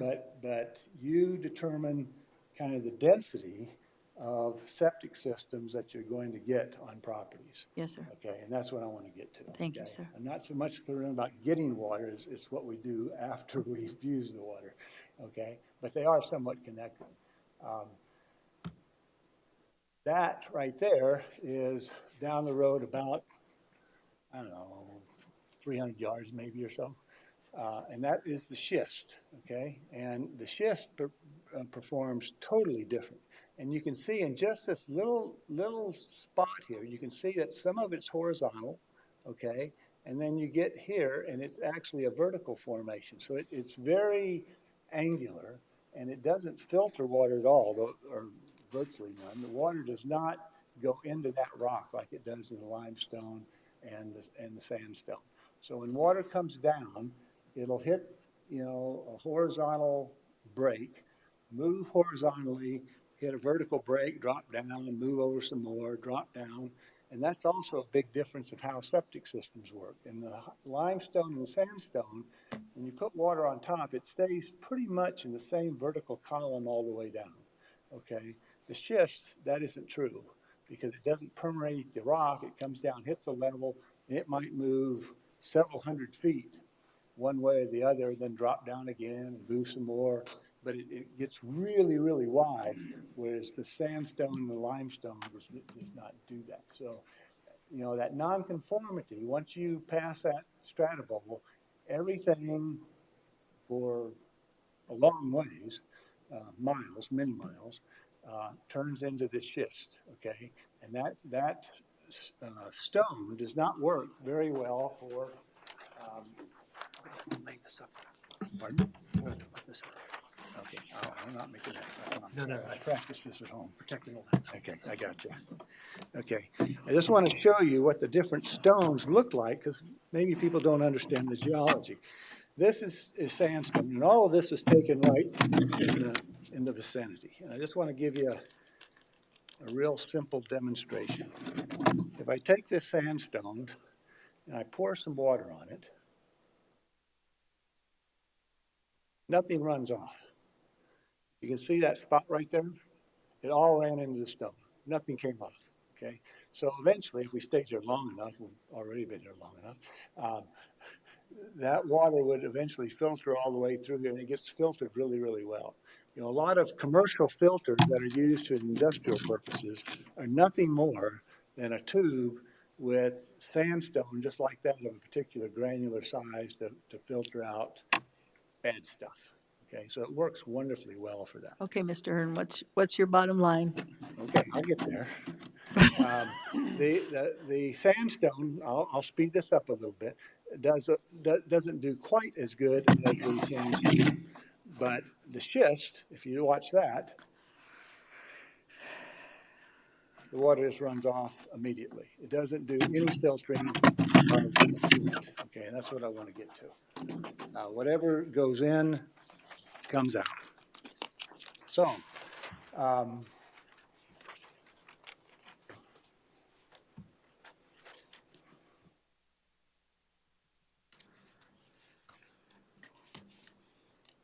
this right here shows, that nonconformity, and the subject property would be over here. This statement from the EPA In the soil, biological processes, filtration, and absorption remove most of the pathogens and some nutrients. However, conventional septic systems are not adequate for removing nitrate and only partially remove phosphorus, certain pathogens, and certain other compounds, especially where the soils or groundwater conditions are marginally suitable or where septic densities are too high. That's from the EPA. Anything that is not removed by the soil under the drain field will end up in the groundwater. Pretty straightforward statement, no ifs, ands, or buts, okay? And we have both of these situations here. We have, marginally suitable soils, and if this was approved, I think we would have septic densities that would be dramatically too high for the ground and end up with groundwater issues. Would you say your geology and your development is the same Pardon? as what you're talking about? Right. The difference is that the low density residential, at least so far, and I'll get you more specific data here a little farther in the presentation, that septic density is low enough that we haven't exceeded the capacity of the septic systems to clean the water. Okay. It's a matter of, how much can you clean? Okay. If you overload what the soil can take and it gets into the schist, then there's no good solution. And I'll point that out here.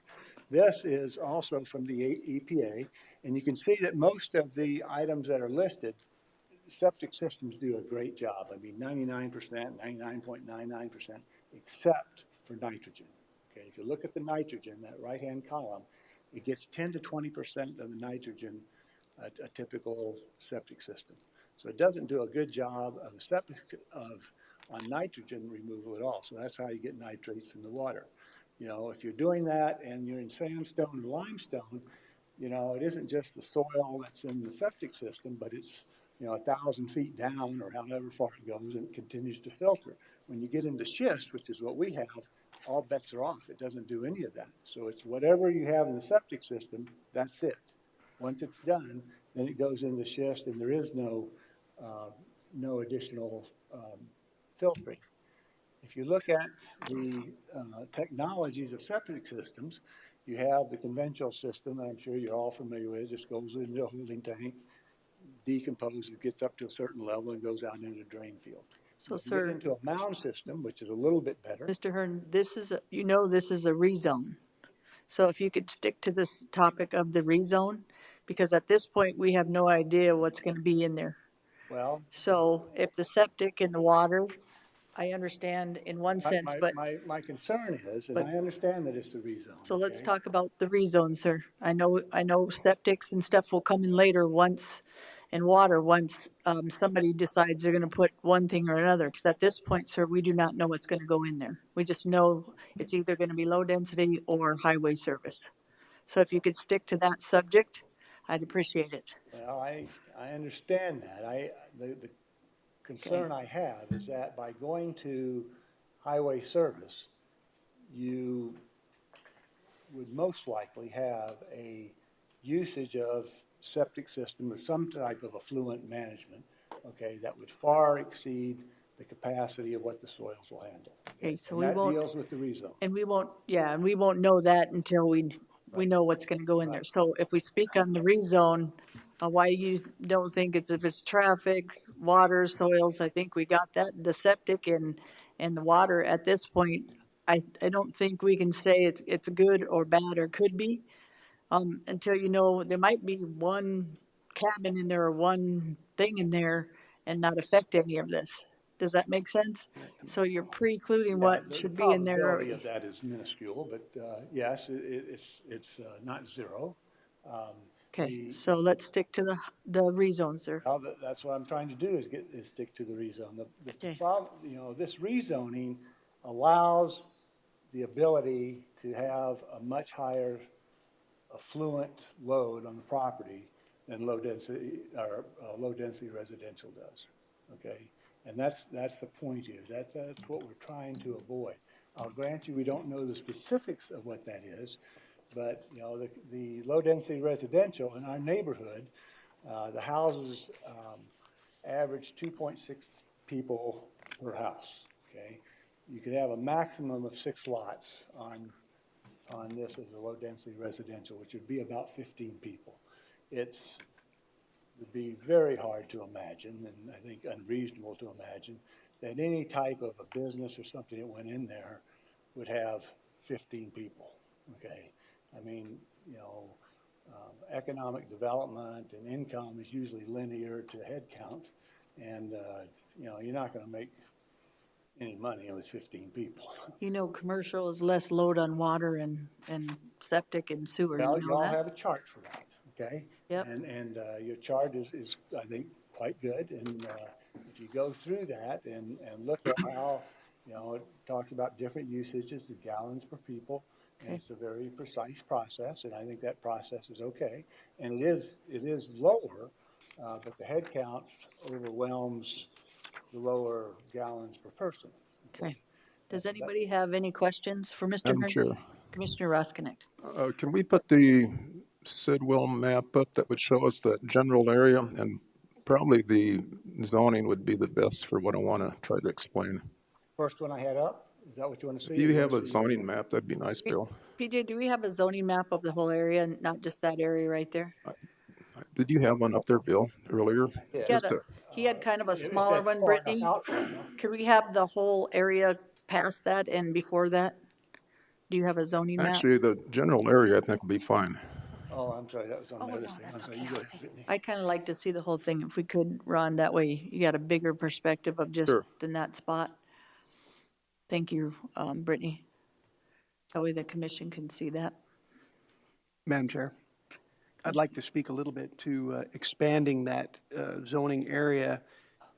Bill has pointed out that there's some very specific geological, and Lon pointed out that there's some very specific traffic problems in that very small area right there, that even if you go further down the highway to the east or further down the highway to the west, you don't run into those same problems. So I think that anywhere outside of that specific area, to me anyway, is immaterial as far as whether it's zoned highway commercial or highway district, highway service district, commercial, and that. I think that we should focus on this very specific area because of the traffic patterns and the split highway, and all of that makes a huge, in my opinion, a huge difference. Thank you, Ron. Do you have a follow-up? Yes, we were talking about, you had a map up there, Bill, and you were showing properties that are currently zoned highway service, but how they're actually used.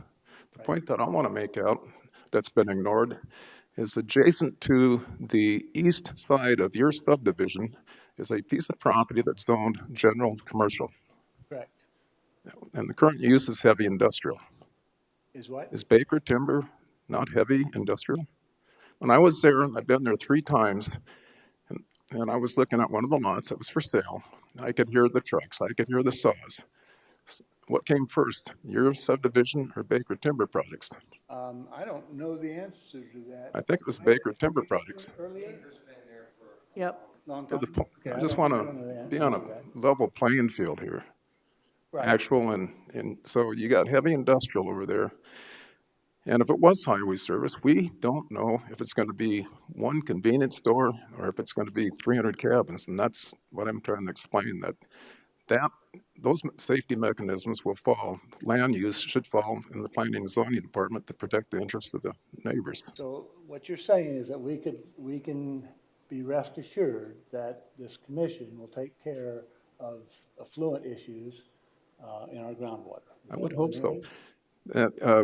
If that was zoned low density, if I owned the property, I would try to sell as many lots as I could. That'd be 5 or 6. Right. It could be a 1,000 square foot ranch, but if I'm going to be in the neighborhood where there's $1 million homes, I want to probably have $1 million home. Yeah, it'd probably be So you get 5 bedrooms, 10 people. We know that I would say there's a better probability being low density residential of more septics and wells than highway service, which we. Mr. Hearn, let him finish. Thank you. Thank you. I've heard a lot of could have, should have, might have, but I have not seen any factual evidence that would sway me that highway service is an inappropriate zoning. You done, Ron? Yes. Okay, Mr. Hearn? Well, as far as, expected uses for low-density residential, the only data point we have is what's already there, okay? And like I said, it's 2.6 people per house. There's about 59 people in the whole subdivision. So if you had a maximum of 6 lots, and I doubt that you'd actually sell the way it lays out, that you'd sell 6, but let's say that you did, that's about 15 people. Yeah, you could build a 10-bedroom house and have 20 people in there or something, but I don't know where that occurs, but. I do. Sorry. Questions from the board? Any questions for the applicants or the landowners? If not, do we have a motion? I'm gonna comment. Commissioner LaCroy? This has been kind of a long, went out and met with the residents and I looked at, driven the area with you guys and heard all your concerns. And, at the last commission meeting, we were going from general commercial to highway, and I voted no against that because that wasn't what was asked, I thought. And this has changed around a little bit, but bottom line comes down, I did do some deep thinking over the weekend on this. Bottom line comes down to property owners. I mean, whoever owns whichever property has just as much rights as the next. And it's always been told to me that, and when I buy property is what could happen. Yes, zoning and all this is in place, but common sense comes to me to say if I buy property somewhere, the property I bought, there's a ravine down there, there ain't gonna be no neighbors on the backside. I know that. That's why I bought it there. And same along with other people. So, but the bottom line, what's coming to me, Bill and Henry and all you guys, is the owner rights. You know, if this was your property and you want, and the best use for it was to change it over to commercial, then the shoe would be on the other foot. But I think bottom line is today, what my decision is going to come down is to property owner rights. Thank you. Madam Chair. Commissioner DeSanto? I understand what Lloyd's saying. I've always been a commissioner and made decisions based on that property owners should be able to do what they want to do with their property. But I've always also made the exception that if it's going to affect other property owners that were there in a negative way, that we have to take that into consideration. I don't believe that I believe we're putting the cart ahead of the horse. And a man is going to make a decision on whether or not to purchase this property based on whether or not we rezone this property. By rezoning this property, we're telling him that he has the option of doing these 18 different things that Brittany pointed out: hotels, motels, eating and drinking establishments, so forth and so on. If he chooses to do so. But then we're also on the other flip side saying, well, yeah, we're going to tell you can do that by rezoning, but then we're going to turn around possibly later on and say, wait a minute, you're doing something that's going to adversely affect the groundwater, or the DOT is going to decide we can't give you permission to have the accesses that you need, the egresses and ingresses that you need, because one of my primary concerns, and I've driven that and looked at it from 20 different angles, I don't see any egress and ingress and egress that's safe because of that particular setup that they've got up in Rockerville. It's very strange. It's completely different from anything else in the Black Hills. As far as getting on the highway and getting off the highway and the number of places where you can get on and off, and how the distances that you have to see and so forth and so on. And I think we're asking for trouble, frankly, if we allow for this to become highway service district and have a lot of traffic going in and out of that all the time. Mr. Hearn, sorry, sir, so you can sit down if you like. Thank you. That way. Anyhow, Not just standing I'm there. urging the Thank you, sir. commission to take the planning commission's recommendation. I'm gonna make a motion to deny the,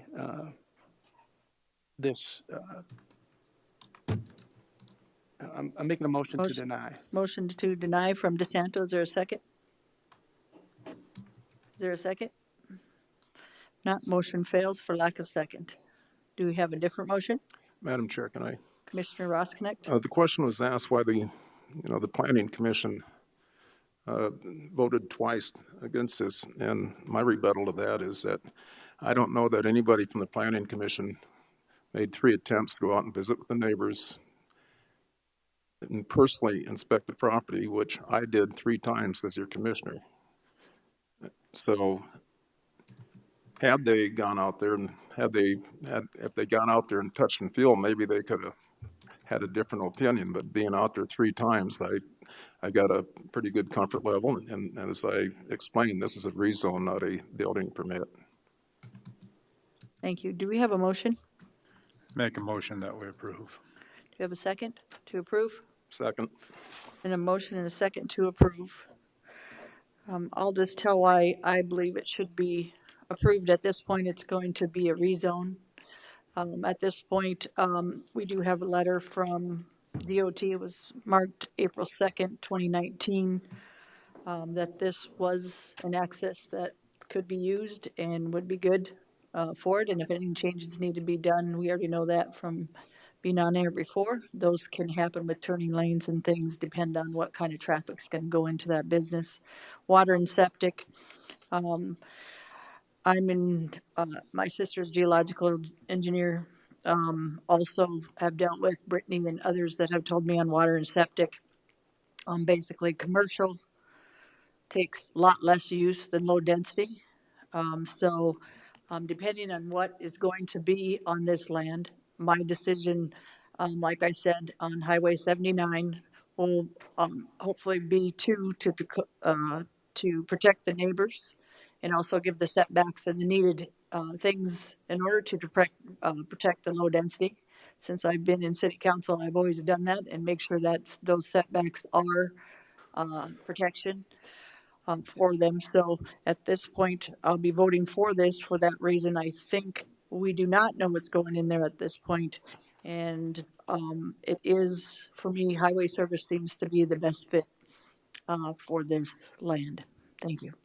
Madam Chair. Commissioner LaCroix. One final comment, and I want to thank not only the landowners, but, Mark's take on this. I mean, there's a lot of different takes on this. And apparently there's not enough information to make a good one. I mean, a traffic impact study is going to have to be done for accesses and access permits and all that information. Once the zoning is for, they have the option to try and look into that. They may not be feasible. They may be coming back here a year later wanting residential back. We know.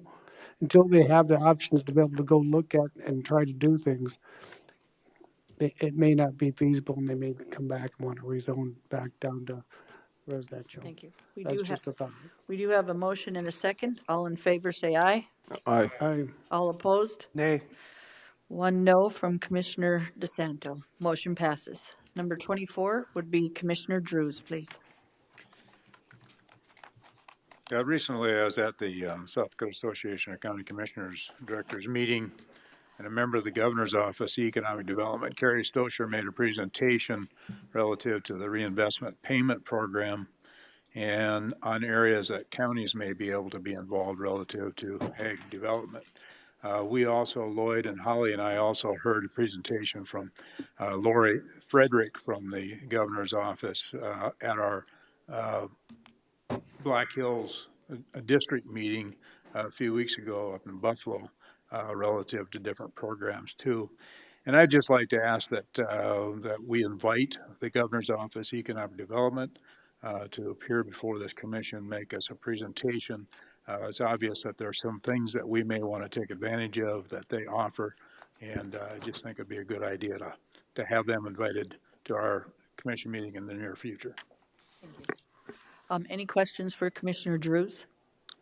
I think it's a good idea. Commissioner Rosknecht?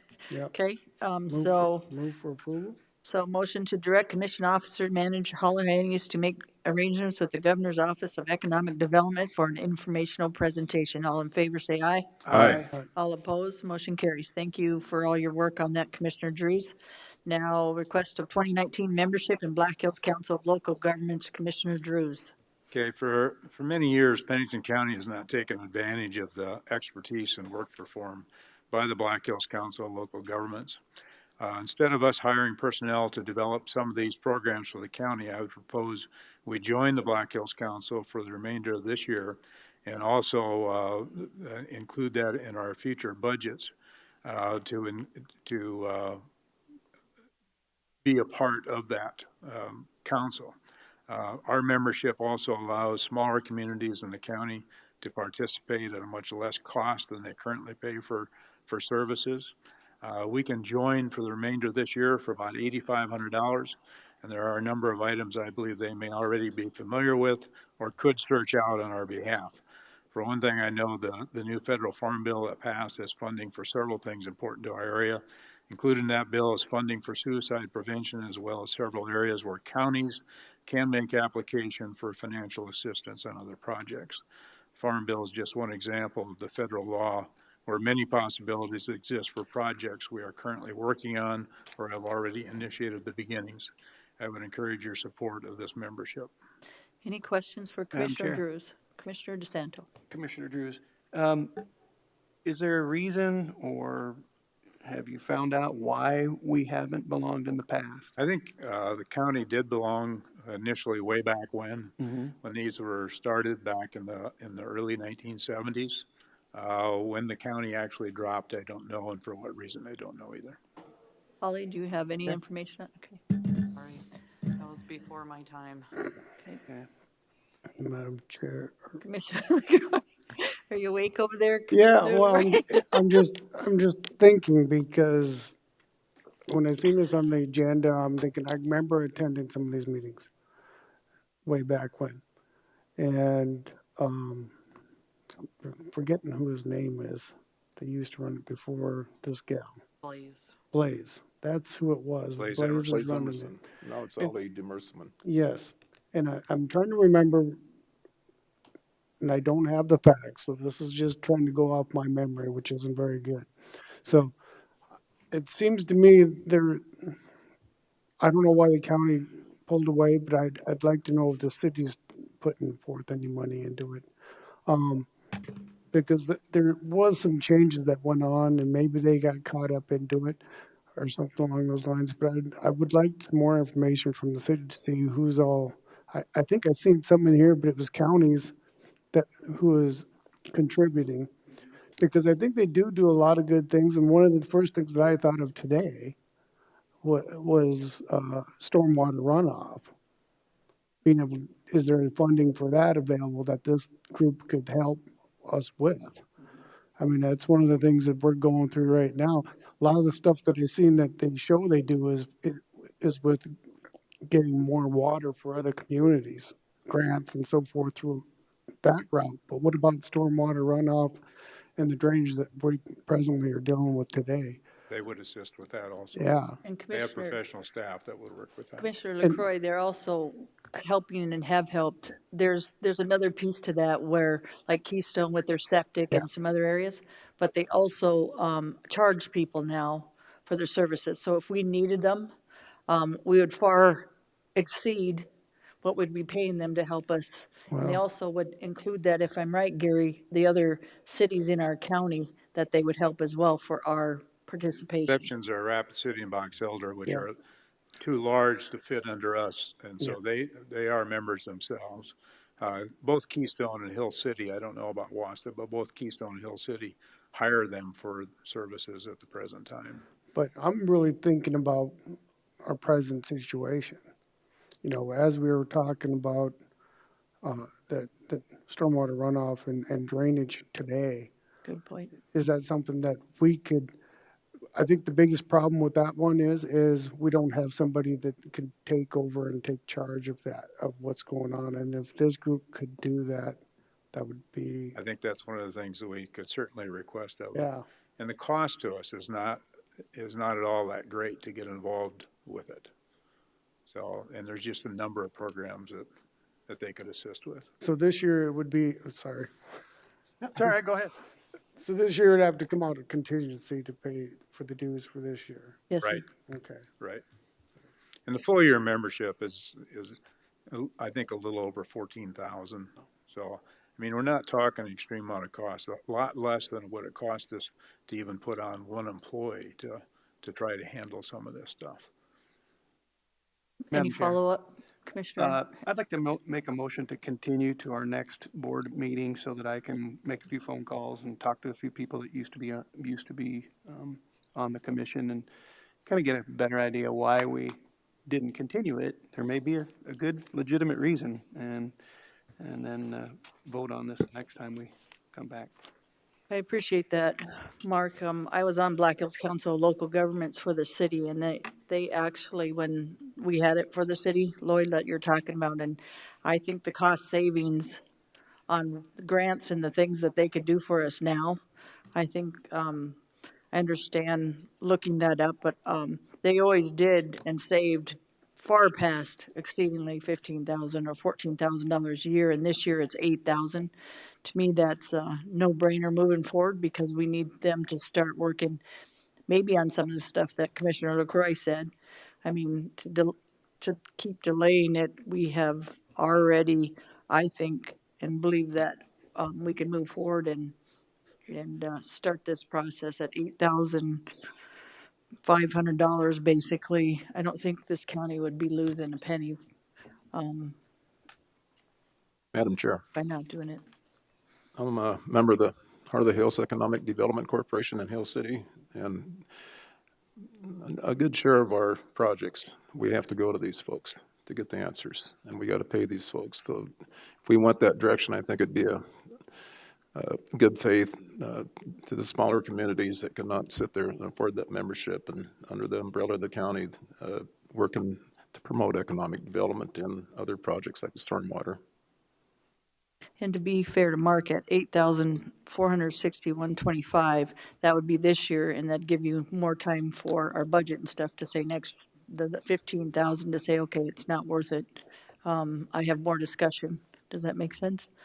I understand that it's not that much money, but I would like to look into the reason why we didn't continue it, but Okay. I haven't got a second on my motion, so I guess it doesn't matter. Okay. I'll make a motion to authorize a contingency transfer 2019 general fund contingency budget to the 2019 general fund commission budget in the amount of $8,461.25 and approve the payment for membership fees for Black Hills Council of Local Governments for the remainder of 2019 would be my motion. Second. I have a motion and a second. Is there any other discussion? All in favor say aye. Aye. All opposed? Nay. 4 ayes, 1 no. Thank you. Number 25 is committee reports. Commissioner LaCroix, Oh, it's, would you like to go second? No, Just no, kidding I'm you. fine. I'm just gonna, as I told you guys last time from that, community safety challenge from the, MacArthur grant, here's some information from the committee. It's just an outline of the plans that, how things happen and so forth. But some of the stuff from, the workshop that we went to in Rockville, we're taking some action plans and, That's okay. and, I believe the 21st, one of the first things is the better relationship with, the tribal Pine Ridge. And so we have a meeting down there December 21st.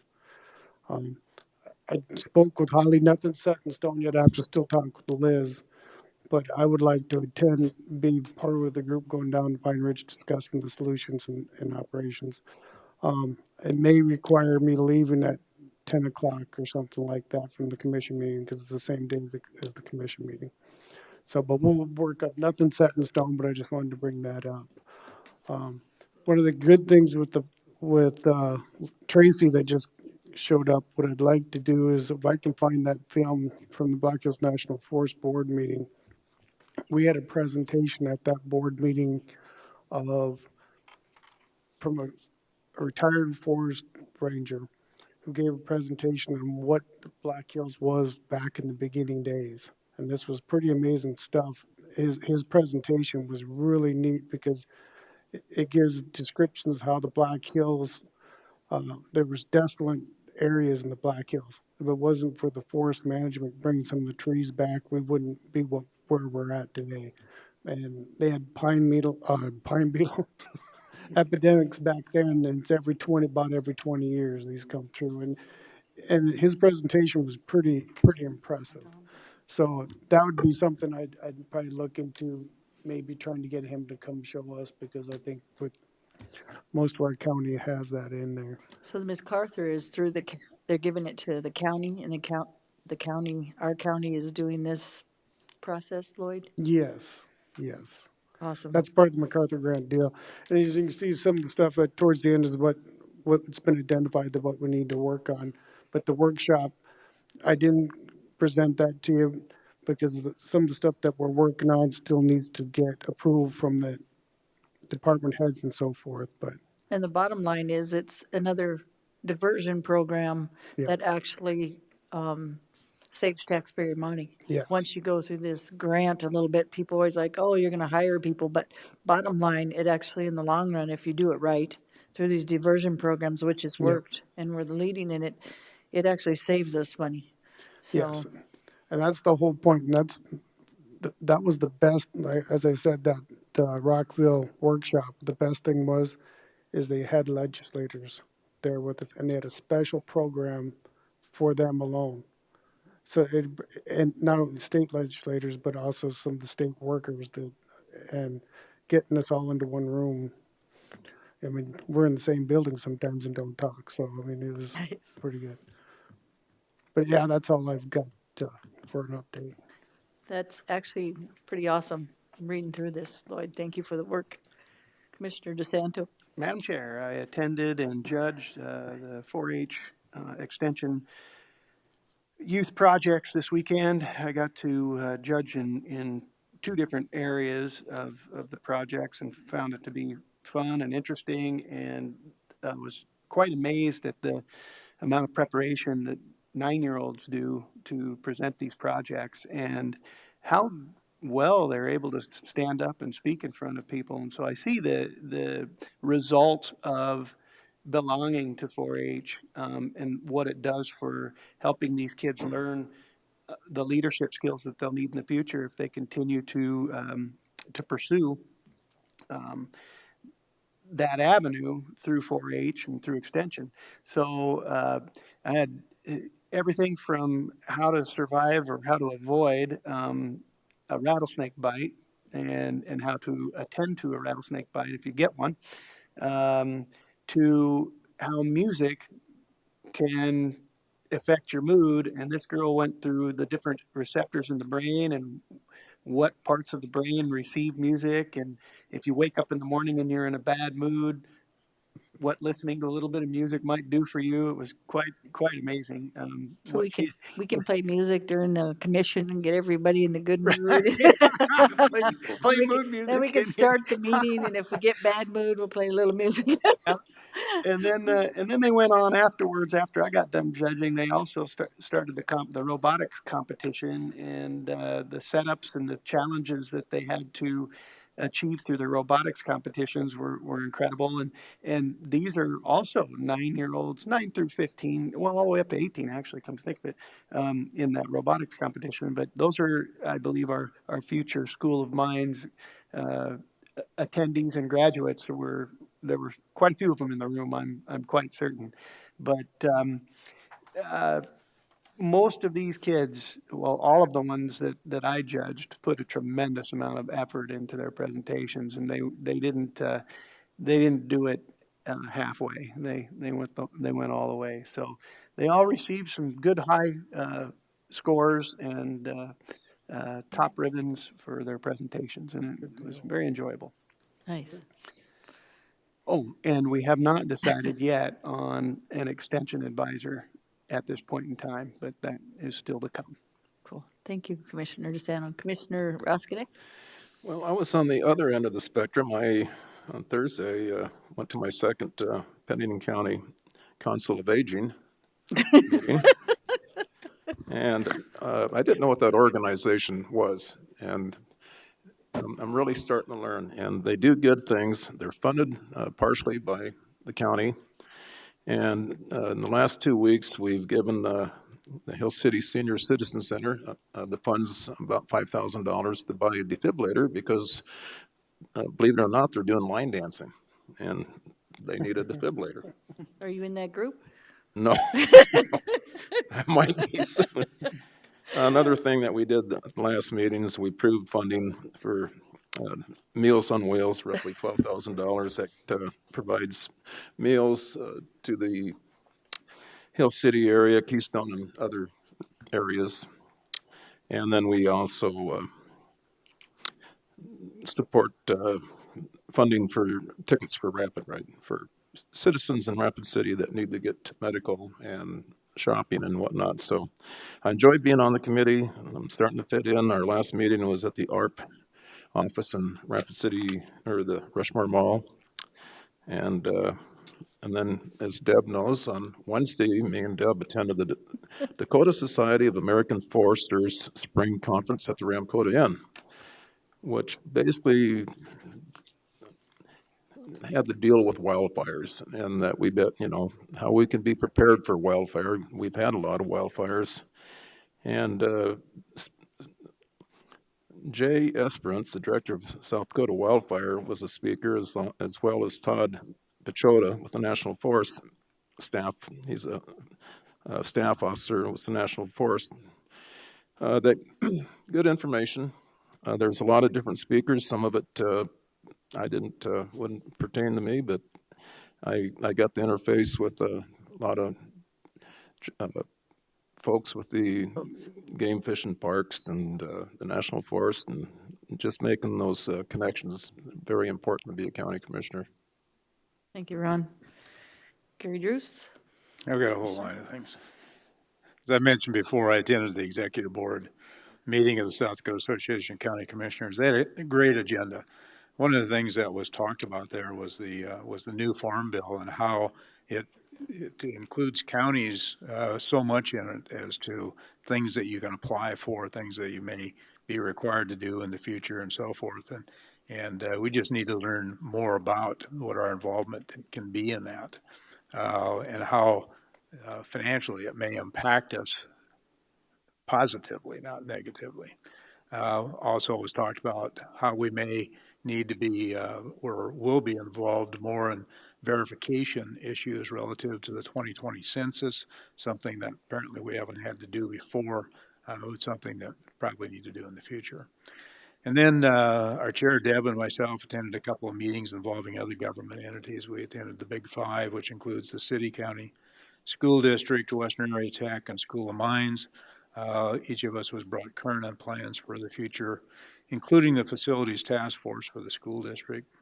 In a different meeting, we attended the MPO meeting with City of Rapid City and Box Elder. Again, we were brought current on several ongoing projects within the immediate area, including the second annual Salute to Ellsworth, whereby all the public is invited, as scheduled for September 14th, and is a neat event that Mayor Larry Larson has initiated.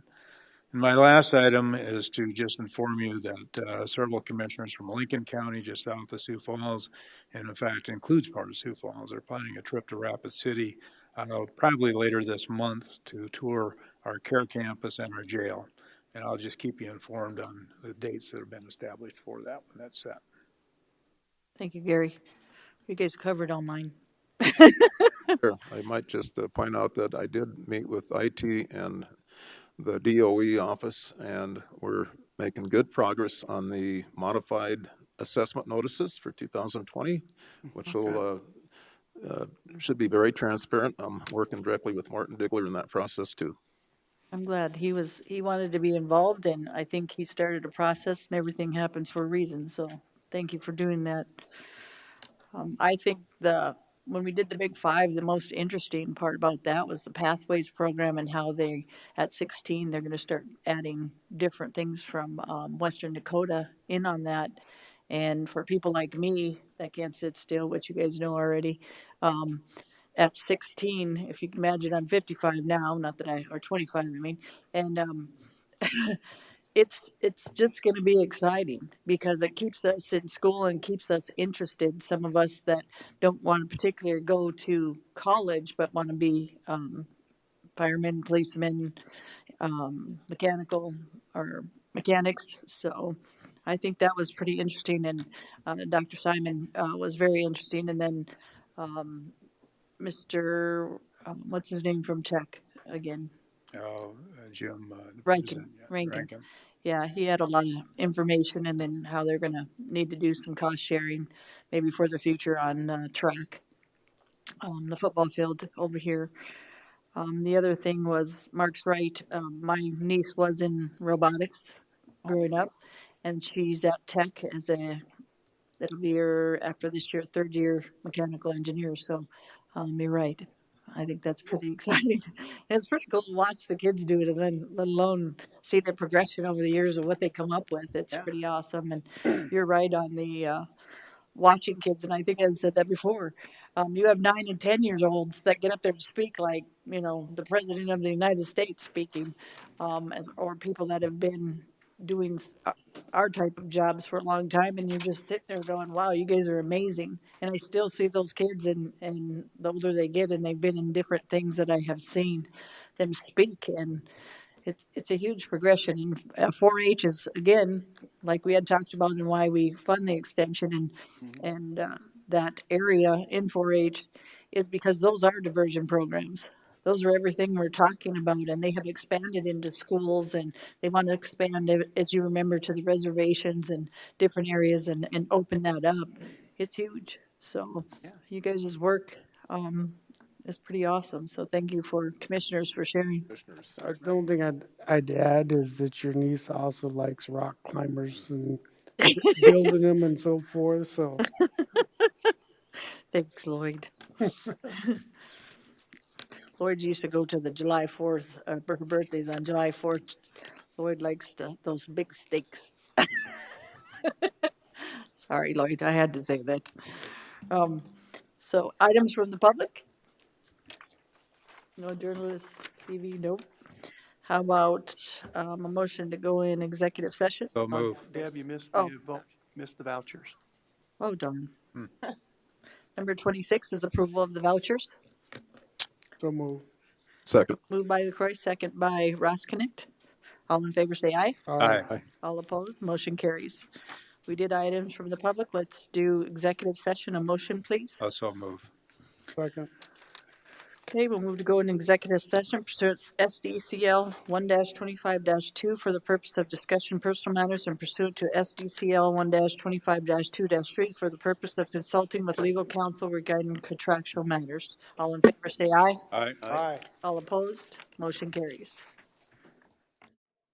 Ready? Move to come out of executive session. So move. Moved by Drews, Second. second by LaCroy. All in favor say aye. Aye. All opposed, motion carries. First, we'll have executive session motion number 1 to approve the chair's signature on right-of-way acquisition for parcel number 47 in the amount of $15,540. Is there a motion? That would be my motion. Is there a second?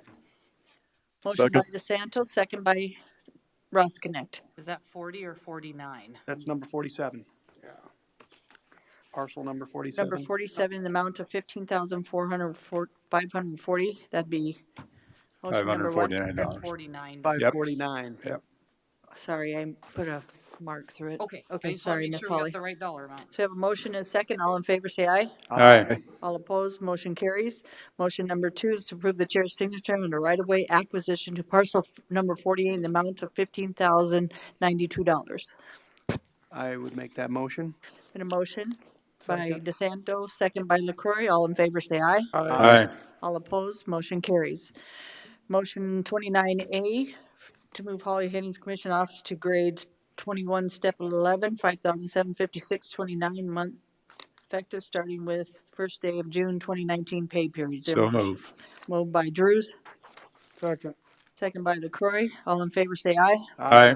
All opposed, motion carries. Next is to promote Joan Martin, Commission Staff Assistant number 4, to Commission Administrative Assistant number 1, grade 14, step 1, $19.90 an hour, effective starting with the first day of June 2019 pay period. So move. Moved by Drew, second by LaCroy. All in favor, say aye. Aye. All opposed, motion carries. We have a motion to adjourn. So moved.